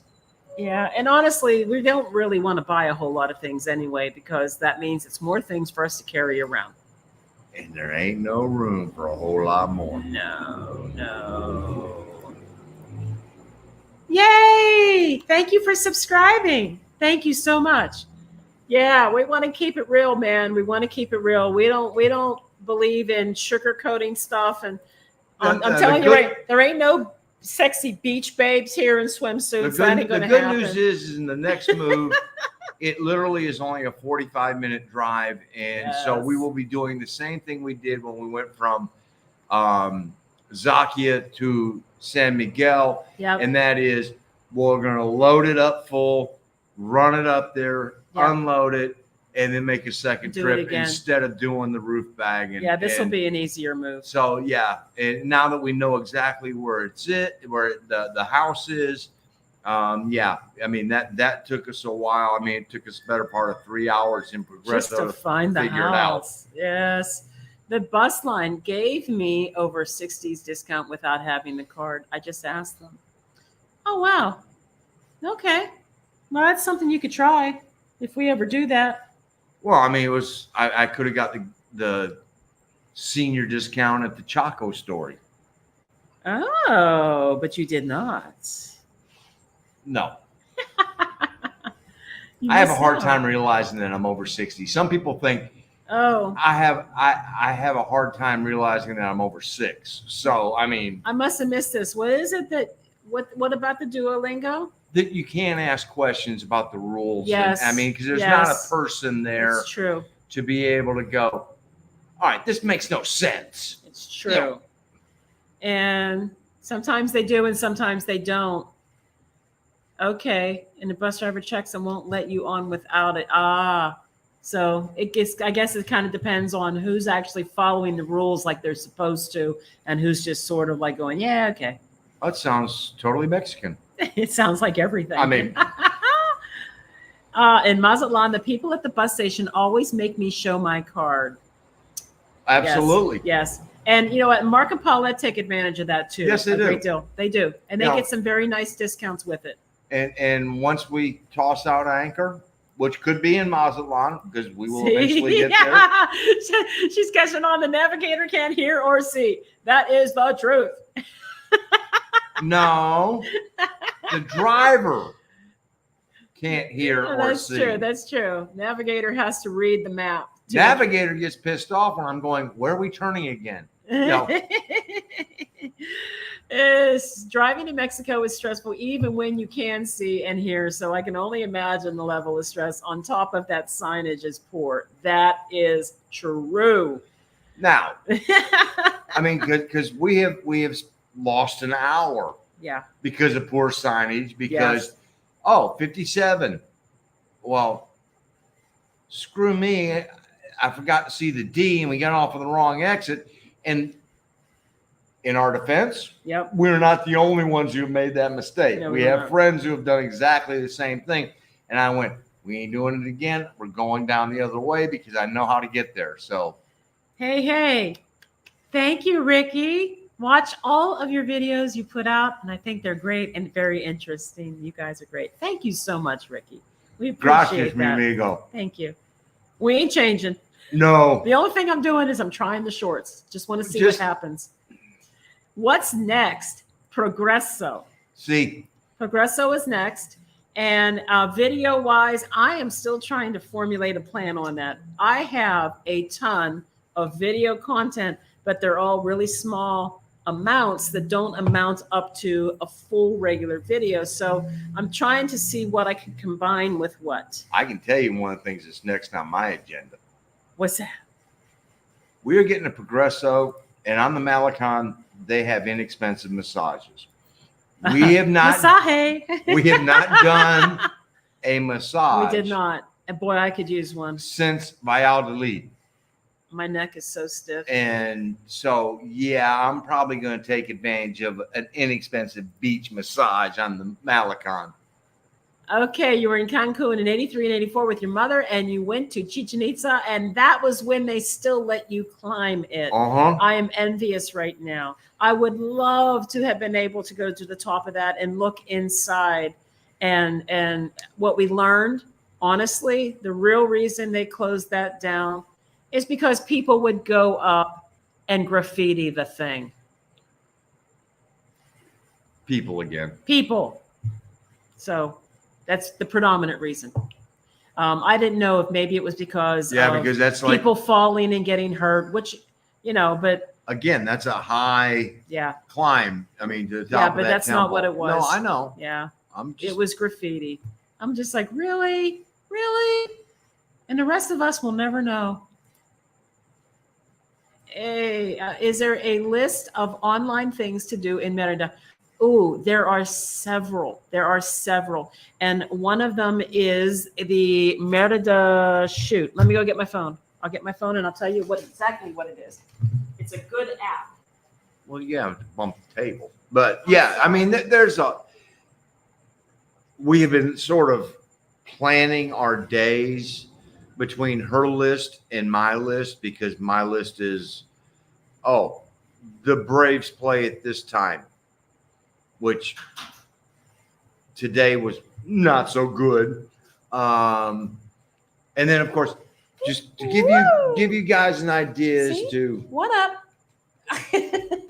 how important the channel is. Tonight is also opening night for the Canes, and no, I did not watch the game. I'm here with you guys. Well, tonight was the dialogue with the Conquistador too. So yes, so that's next week. Okay, so there is an app. I just have to. It is called Visit Merida MX, and when you open it up, I'll see if you can see this. I don't know if you can see it all.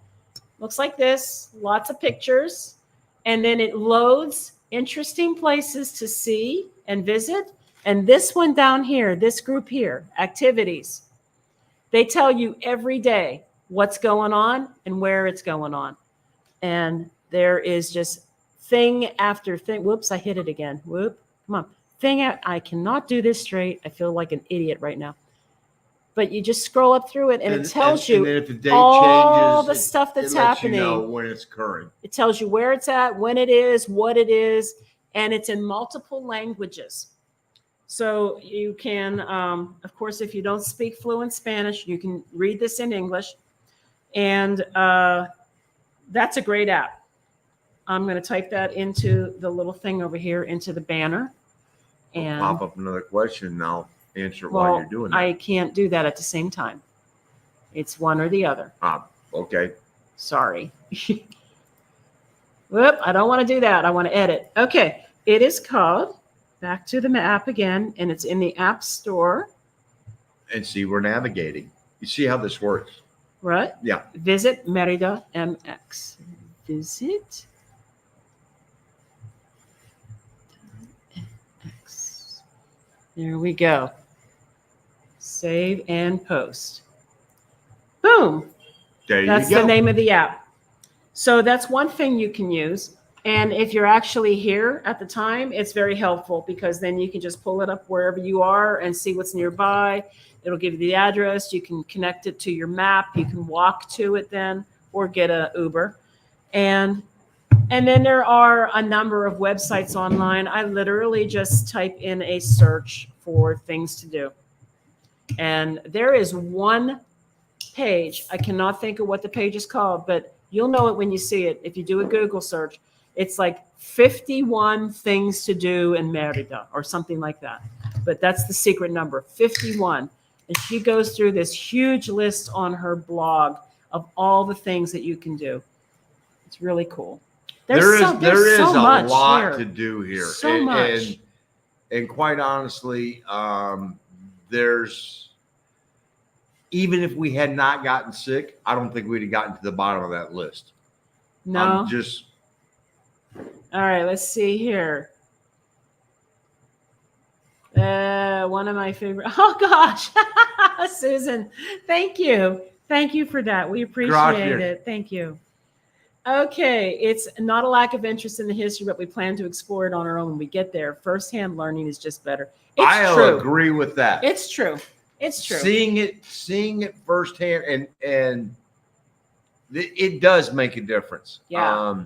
And then, of course, if you get to Hidalgo, you got to have like the cerveza ice cream and the mole ice cream and the chamoy ice cream. And go to La Frutti. Oh, El Frute. El Frute, Yeah. whatever. Yeah. That was a great restaurant right there on the square. What kind of cigars is Mark smoking, and are they hard to find? Going to Chapala this weekend. All right. Right now, I am smoking an Odyssey Habano. That fortunately, we had friends coming down from the States, subscribers, and thank you very much, Ray and Cheryl. And they brought me 50 of these from the States. Yep. And if it wasn't the Odyssey right now, I would be smoking a Black Chazaro Natural. And that is, I get those courtesy of my two angels in Querétaro who keep me stocked because we did a tour and did a video on Black Chazaro. They make a phenomenal cigar. And when I need them, they just go, yo, we're going to talk to, oh God, what's his name? Manrique, who is the general manager, and Manrique takes them the cigars, and they I spelled it wrong. put an H in there. Let me put an H in there.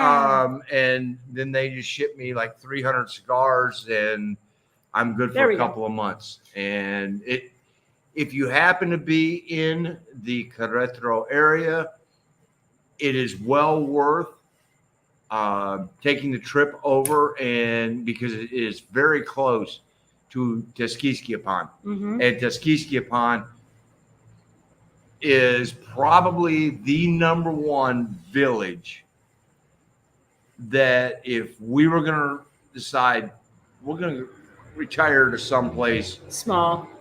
and off the map, Yeah. it would be Kiskiskiapon. Kiskiapon was awesome. That was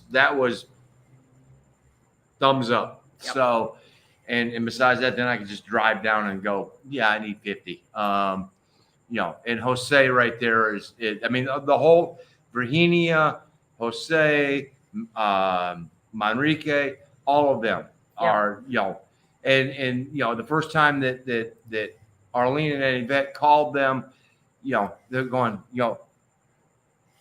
Alto Gringa Loco. And they went, oh, yes, They remember us. Yeah. We're the only ones that walk in to buy like 200 or 300 cigars at a time. The tall, crazy gringo. Yeah, we know him. So they knew who I was and everything else. And hey, thank you. Gracias. Muchas gracias. You have the best channel on YouTube right now. Thank you for that. I think there's a lot of things we could do to improve it, but I certainly love the encouragement. So thank you. Yes, we do. We appreciate that. It goes a long way in giving us energy. Absolutely. I mean, it really it does. So I've followed your channel since you were in the States. I appreciate the videos so much, and until I can get my affairs in order, I'm living my dream through the channel. Thank you. You're very welcome, Sharon, and thank you for those kind words. Thank you. And hopefully you can get them in order quickly and yes, come down and join. You are right about east of Centro being dark and shutting down early. Okay. We stayed in the same area. That's right. Okay. Never felt unsafe, though. Excellent. I didn't see any police carrying guns. Wow. No, I really have not noticed that. I have. Yes. I have seen a very strong police presence, though. They're always around. Even down here on Sundays when they have the free bike ride, there's a policeman at the corner. And Lena is correct that most of the municipal policia are not carrying guns. But when you see the National Guard or the state police, they tend to be carrying. Oh, they're armed to the hilt. Yep. Hey, Suzanne. Yay. Thank you for joining. Okay, the card is for all of Mexico. You don't have to re-register. It works everywhere. Oh, well, then why was Paulette? I'm confused, but you should look into it then. Well, that may be another thing for we're right now working with a facilitator because we have our 3-year renewal coming up this month. Yep. And so that may be something that we just go. We're excited. We're renewing. And for anybody in the Merida area so far, we have to go thumbs up to the go-to guy. The go-to guy, Jonathan. He's the guy. So we may just lump that in there and go, okay, what do I need to do to get this? So true. And where to next? Suzanne, we're going to Progreso. It's not that far from here. Yep, we're a block and a half off of the Malacan, 2 blocks off the water. We had one hell of a time when we went up there to find it. And that's because the first address that we got from Airbnb was wrong. Was way wrong. Way wrong. And then there was like a confirmation message. Email. And that address is not right either. And fortunately, from memory of seeing where it was, I was like, okay, it's only X number blocks from here. And so we started doing the grid search, and we found bless Ray and Cheryl. They bought into this whole thing, and so it was 2 extra sets of eyes in the back as I'm driving, and folks doing geo searching on Google Maps. And folks, it was raining to beat the band. Oh, we were soaked. And Progreso does not drain well. I mean, you think that what we've set out here is we'll bad. know more once we live there. It just rained really bad that day. So I'm gonna touch base with property management people this weekend, and I'm gonna say, please clarify the address, because neither address that we had was right. No. But we found the house. We found the matching picture. Okay, so you just got from eating out. Yay, Papa. Thank you for joining us. Hello, been watching you guys for a while. I plan to move to Merida next year. Plan on driving there next year. You guys are pretty funny. Well, ooh, that's a long drive. And yeah, we're funny because we're a couple crazy gringos. Number one, pick a very safe place to cross the border. Number two, break it down into very drivable days. What we did is got to McAllen and God bless Ernie Baca, shepherded us across the border and went to Monterrey. And then from Monterrey, we had the choice. We could have gone down 57D or we could have gone to Aguas Calientes. And there was some activity. There was just too much that didn't feel right about doing 57D. So we actually took the long way around and went to Aguas Calientes. Beautiful drive. It was our first full day in Mexico. Alone. I mean, where it was totally up to us. No cell phone coverage. No. I mean, you were in the middle of nothing. Yep. And you do not pass a bathroom and you do not pass the gas station. I mean, well, we'll get. Yeah.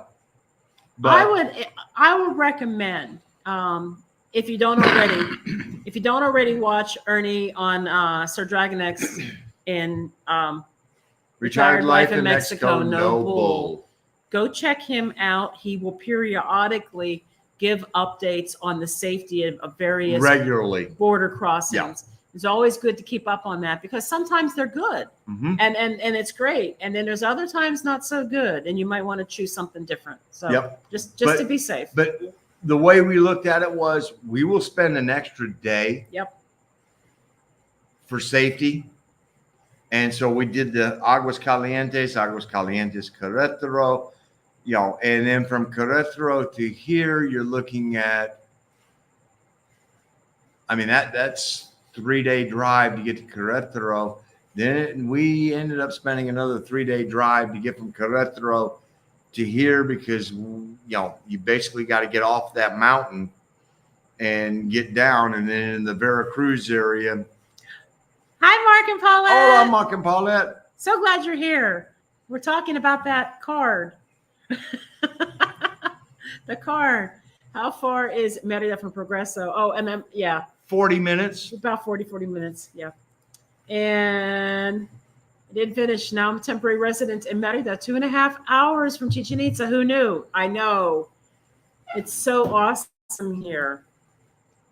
And that's pretty cool. Oh, he's off. He's had enough beer. It's time to take a break. Yes, 45 minutes. That was about right. And beach. Habana. Let's see. Habano. Okay. I'm just kind of getting through, and I think I may have lost the reference to what we were talking about. I'm really sorry. I'm trying to get through everybody's comments so everybody can have their voice and we can answer any questions. Driving from Dallas Fort Worth area. Do you guys recommend driving by myself? Well, she's driving from Dallas Fort Worth by herself. Well, I have heard of people doing it. I mean, you can get from Dallas to McAllen with no problem. And it's after McAllen. It's after McAllen where it gets a little iffy. And again, that's back to paying attention to Retired Life Mexico No Bull. Ernie gives regular updates on what's going on at the border. Only drive during the day. Only drive during the day. If you have a carload of things and you don't want to unpack every day, stay at an auto motel. Oh yeah. And if you're going to do to McAllen, get to Monterrey, the Kyoto Suites. which is just a little south of Monterrey. It cost us 1,000 pesos para toda la noche, and it was very comfortable. And then we did Saltillo, came out, went back up a little north, went to Saltillo, down to Aguas Calientes. And Aguas Calientes, I'm trying to remember the name of the place now. Well, there's multiple, though. Yeah. I mean, there's a website. We've typed it in here before. Yeah, it's motelesdemexico.mx. I'm typing it in just to make sure I've got it right. Moteles de Mexico. .mx is what you said, right? Mm-hmm. And if that nope. That's why I wanted to. That's not it. That's why I wanted to type it before I put it in. The best part about it is you pull it up by the state that you're going to be in, and then from there. .com. Oh. Okay. And then from there, you can pull up the individual cities, and that is a resource that I have been using whenever we are going to have to spend the night. We totally always use the Auto Moteles. We also, some of the things I look for is the way that I do it is I go through, I open up the site, then down on the left-hand side is the Google map and the reviews. And I hit the reviews, and the first place I go to, and I don't pick any place that's got less than 4. Sorry, that's just, and I always start with the highest priced ones because, it's our security and everything else. And so I go, if the locals aren't going to stay there, no, we damn sure ain't going to stay there. And so go down, and on that side, open it up, goes into another window, and in that it has photos.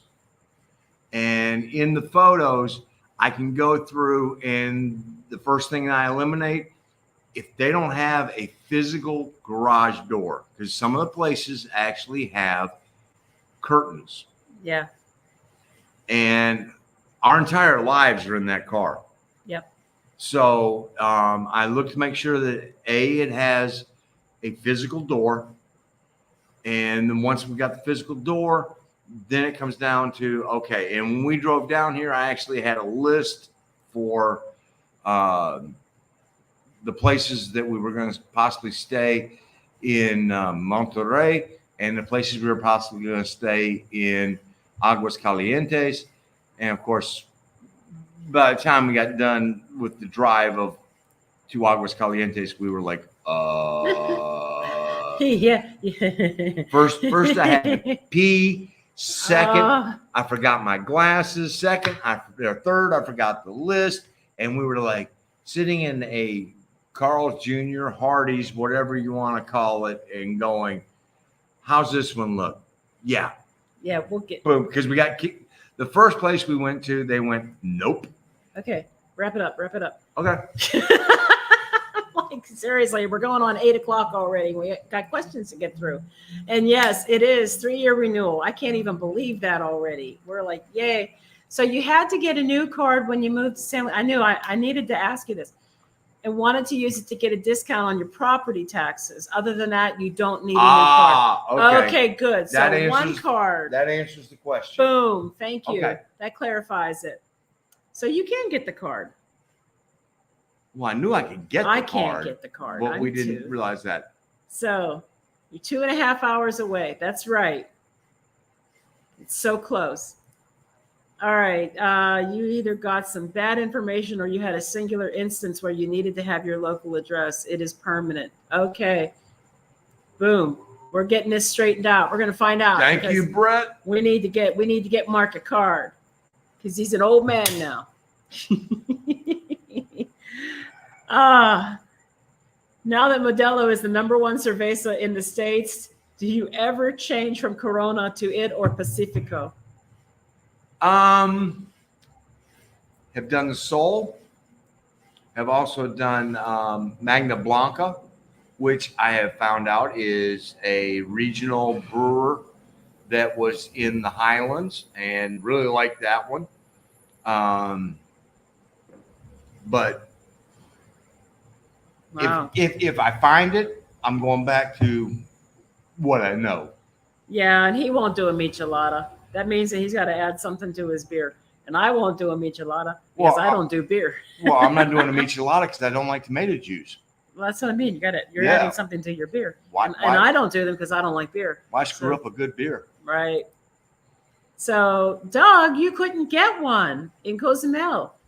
I wonder if it's because Cozumel is like really they're. Did you get the wrong person? I mean, It can happen. Yeah. Well, we should get one while we're in Progresso. well, we'll talk to the go-to guy. Yeah. Yes, card works everywhere for businesses.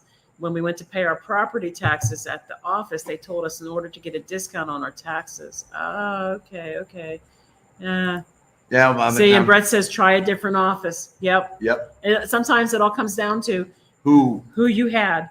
We've had to have the card issued in the state of SLP. Gotcha. That makes sense. It If makes you're sense paying for the the taxes taxes in in SLP. SLP. That might be a requirement of your local tax officer, but according to INAPAM, the card is permanent and only to verify residency and age. Huh. Wow, there's like a whole thing going on this INAPAM thing here. Many discounts based on age and resident status can be obtained without it, and it probably wasn't worth the trouble. I can tell you that the Chaco story, I would have saved 120 pesos. Really? Yeah, Sheesh. just for being old. Who knew? Okay, let's see.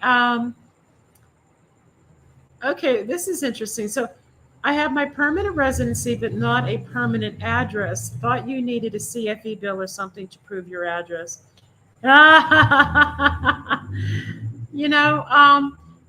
Interesting. We actually have a CFE bill. We actually did pay the electric here. Mm-hmm. I was wondering where it is right now. I hope I didn't throw it away. I wanted to keep it because we may need it For the RFC. For the, I don't know. We're working on that. Yeah. Okay. One of the things is, and we have found curtains. One of the things we have found is and we found this out because of all of you. Yeah. But Arlene and Annie Vet are very good friends in Querétaro, who in 5 weeks with temporary residency opened a bank account, bought a car, bought a house. But the palms that they had to grease. Oh yeah, there was some palm greasing to get all that. Yeah. And then finding the right palms to grease meant that they had to, and I don't know if I want to go all the way. They had to reach out and find the right people so that they could walk in the bank, because they did 6 different banks that would not give them a bank account. Yeah. And finally, somebody pointed them in the right direction and said, talk to this person. And they talked to that person and it got done. Grease. So Doug, permanent resident cards in Cozumel and use the address of the condo renting makes sense. They let us borrow a utility bill. Yep. And we could do that too. They don't even care what name's on the utility bill. Nope. And that occurs all the time. It's just a matter of walking in with the bill. So. But they wanted a letter from a government agency for the INAPAM. And we'll find out. Half the long haul buses and 10% gets you free travel. Okay. Well, yeah, it'd be worth it. May help us on the flights, but long haul buses we're driving. I got the impression then that INAPAM cards are intended for low income senior Mexicans, and they aren't keen on giving them to rich gringo residents. There's some truth in your assumption. It would make sense. I would get that. The entire intention of those cards is to offer a discount to seniors who, by the large, aren't able to work. Correct. And so since they aren't really able to work and they're the ones that are out there being parking attendants and bagging groceries and, or just wandering around in mercados collecting donations, it makes sense to me that they would offer a program like that to give them a break. Yep. So that makes sense to me. You need to bring your curp. That's what curp. Curp. I like saying curp. That's probably the other letter. You keep saying it like it's French. Curp. Curp. Curp. Curp. I just like saying it. The program is open to residents, specifically including residents means that are for us as well. True. Yeah. True. But it does make sense to me that their intention was to help out a senior. Yeah. I mean, because we've seen plenty of times they're out there doing whatever they can to make some money because they can't get a regular job if they want to. There's a lot of age discrimination that happens in the workplace. You think? Yeah. I mean, we have heard of places that are hiring and they don't want anybody over the age of like 50, for example. Or lower. Yeah. Yeah. So that explains a lot. That explains why you have a lot of people that are out there offering to carry your groceries to your car or bagging your groceries or helping you back out of a parking space. But yeah, the biggest difference, I think, honestly, is that the families down here are so strong and so family centric. Yeah. That, you may have. Yes, it does, Suzanne. It does. You may have 4, 5 generations living in the same house. And as Gina found out while doing some investigation into the price of housing right around this area, and people were like, we're going to move out of here. We're willing to sell the house. And they're taking pictures. And you've got plenty of clutter. Hi, Cindy. Thanks for joining. In the house. But then again, there could be 7 generations of people living in the house. Yeah. There isn't a basement. There isn't an attic. There's no closets. So where do you put the stuff? Where do you put all your stuff? It looks like you're hoarding and it's cluttered inside, but there's no storage because it's these old colonial houses that are like, 18-inch thick walls and your storage is literally a cement shelf. So yeah, it's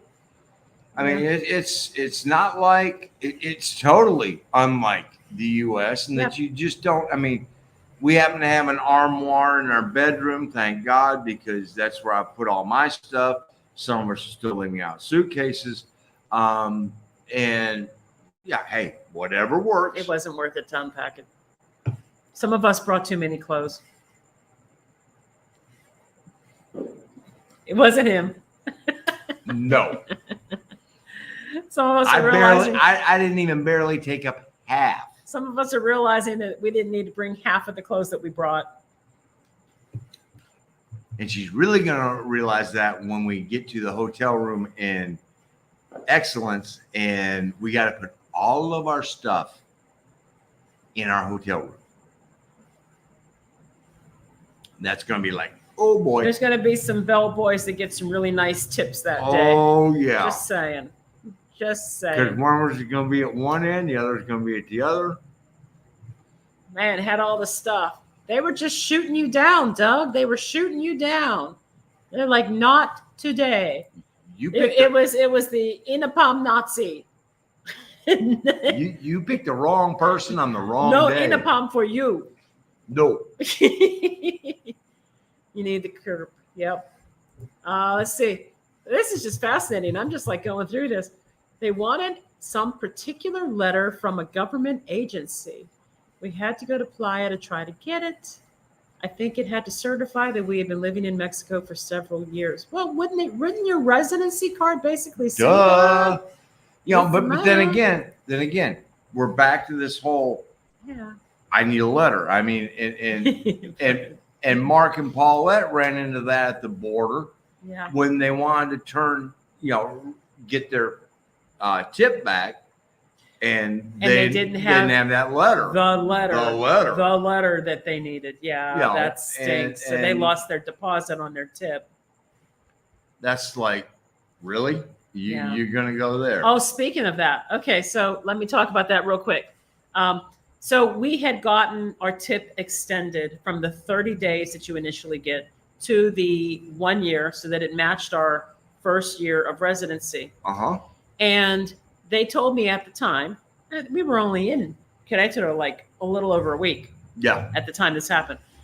So they told me at the time that keep this letter with your original tip. Of course, nowhere on that letter does it say when it actually expires. Nope. Although the National Guard should know, if they pull you over and look at this, that this letter says that you extended it, and all they got to do is look at your card. And that should be enough. But we have heard of people, that got pulled over, and because they didn't have a date on this letter, they ran into an issue, and they had to do some talking back and forth, and finally, the police gave up and said, okay, So they also tell me at that time, you will also get an email. And this email will contain the official letter, the final official letter, that this one they were giving us was basically for now.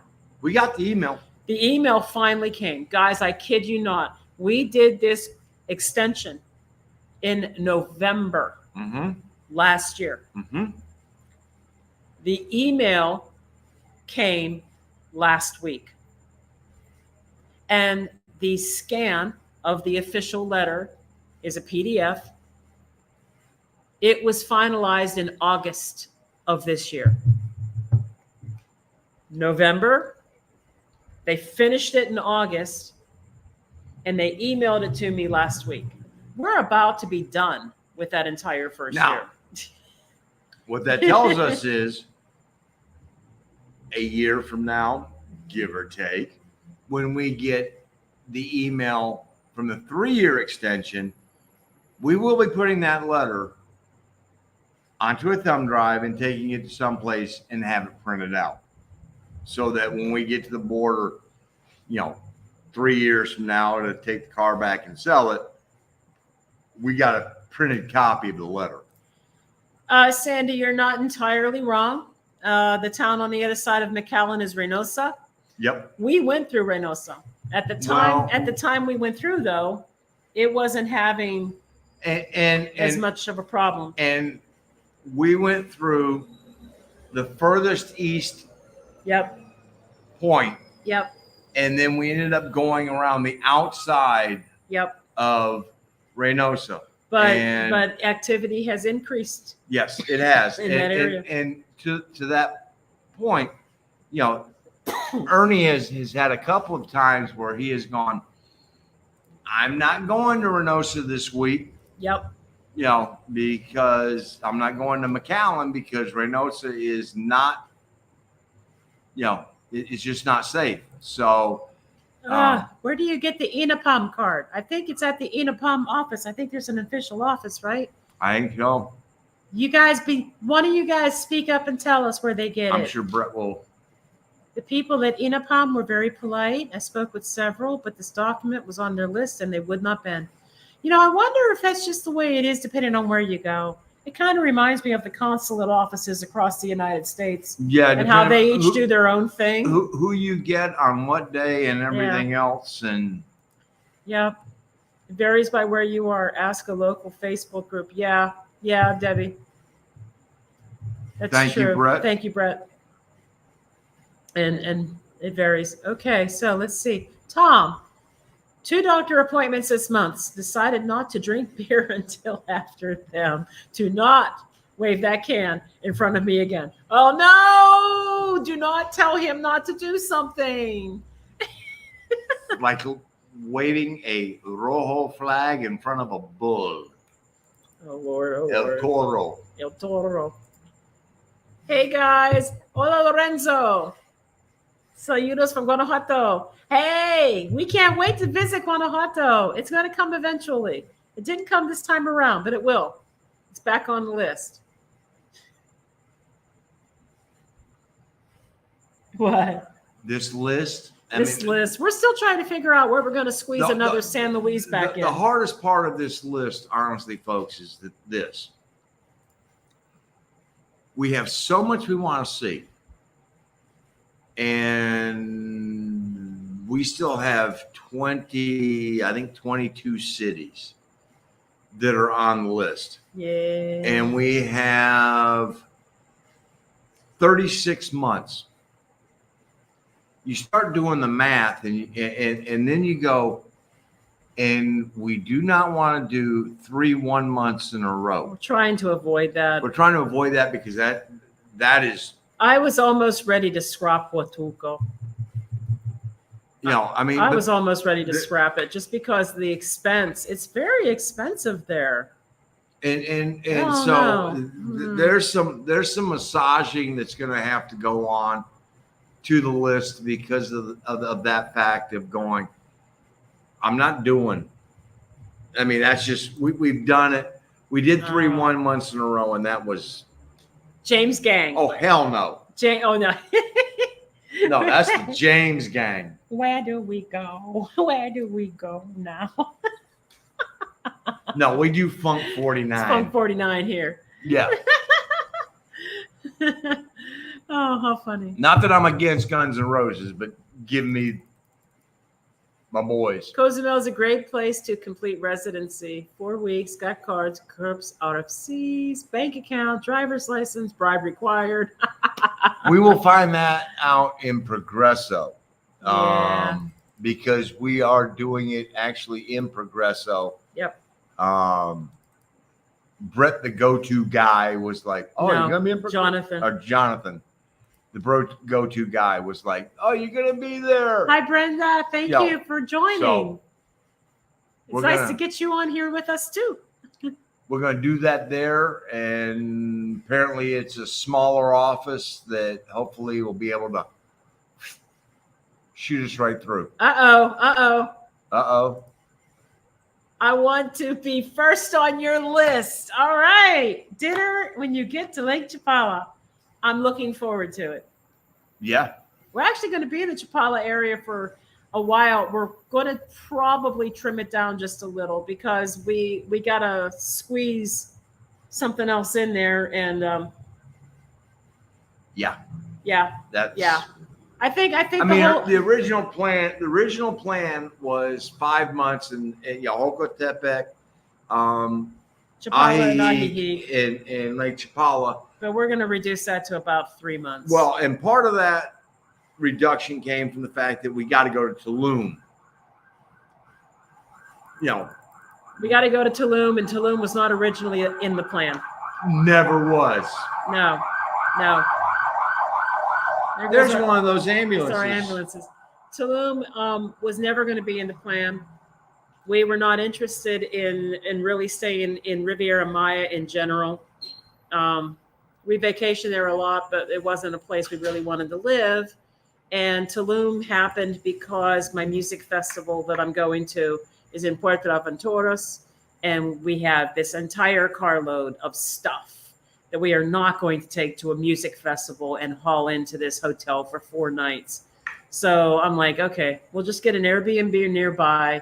We looked in Akumal. It was getting too expensive. We didn't like what we were seeing. We ended up in Tulum. So 5 weeks in Tulum so that we can spend 4 nights in Puerto Aventuras doing a music festival. Right? Yeah. I mean, we basically ended up losing 2 months. Yeah. And it is what it is, but it's a music festival. It's one of my bands. It's 2 months that it's got to come from someplace. It's one of my bands. It ain't that band. He gets to sit at the swim-up bar while I go check out my band. Yeah, right. Boy. And you are in San Antonio. Okay. Wait, are you San Antonio? So are you in, let me get this right now. So is San Antonio a community on Lake Chapala, or is that a barrio in Chapala or Ajijic? Ajijic. I thought it was in Texas. No. I'm joking. Oh. Yeah. Oh, look, James Gang. I know where I know where you're going. Don't misunderstand me. That's Washington Collins, man. No. Oh. Different song. Oh, different song. It's a James Gang song. Same song. It's Funk 49. Oh. It's Funk 49. Yes. Okay. All right. A block from Ajijic. Okay, good.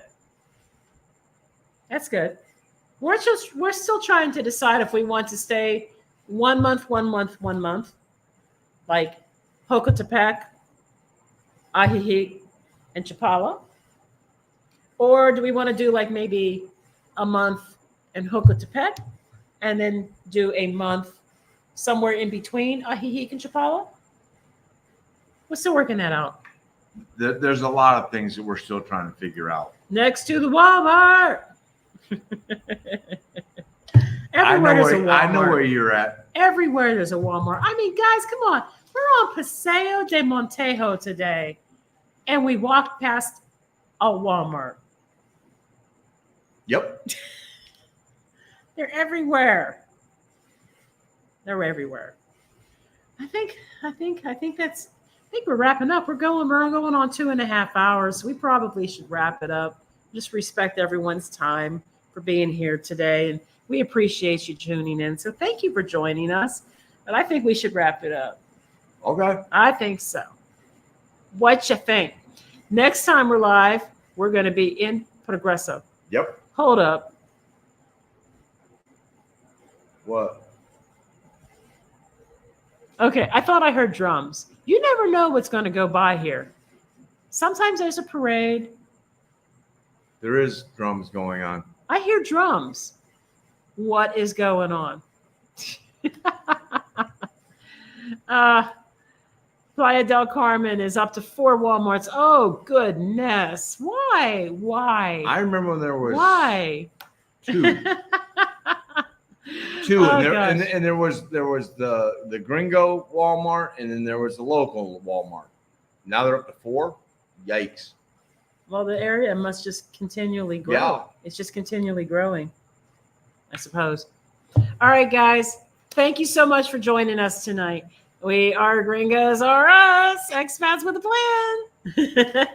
And, oh, wait, what? 300,000 people? Holy moly. Yeah, it's growing. It's growing. My former manager remembers going to Cozumel, I think it was, for missionary work. And when she found out we were going to stay in Playa del Carmen at an Airbnb at one time, she's like, it's not that big a place, is it? Yeah. I wish it had been small. Yeah. Dirt road. There you go. See? Exactly. So, hey, thank you, Susan. And hey, oh, no, that's all right, Harley. It's fine. All this is recorded. If you want to go back and watch it later, knock yourself out. We're glad that you dropped in and said hi. No apologies needed. Thank you so much. And Debbie Harry called me an angel. Seriously. Oh, Debbie Harry. Yeah. Ooh, Itty bitty little teeth. She's got little teeth. Got little teeth. Thank you, Lena. And thank you. Hey, guys. Thank you, Suzanne. We have fun doing it. We appreciate you all joining in. Thanks. Hand pink waving. Yes. Hey, I know it's you, know. Lee. You're hiding, though. We can't tell. All right, guys. Buenas noches. Hasta luego. We'll talk to you again. See you in 2 weeks from Progreso. 2 weeks. Progreso. Whole different backdrop. Bye.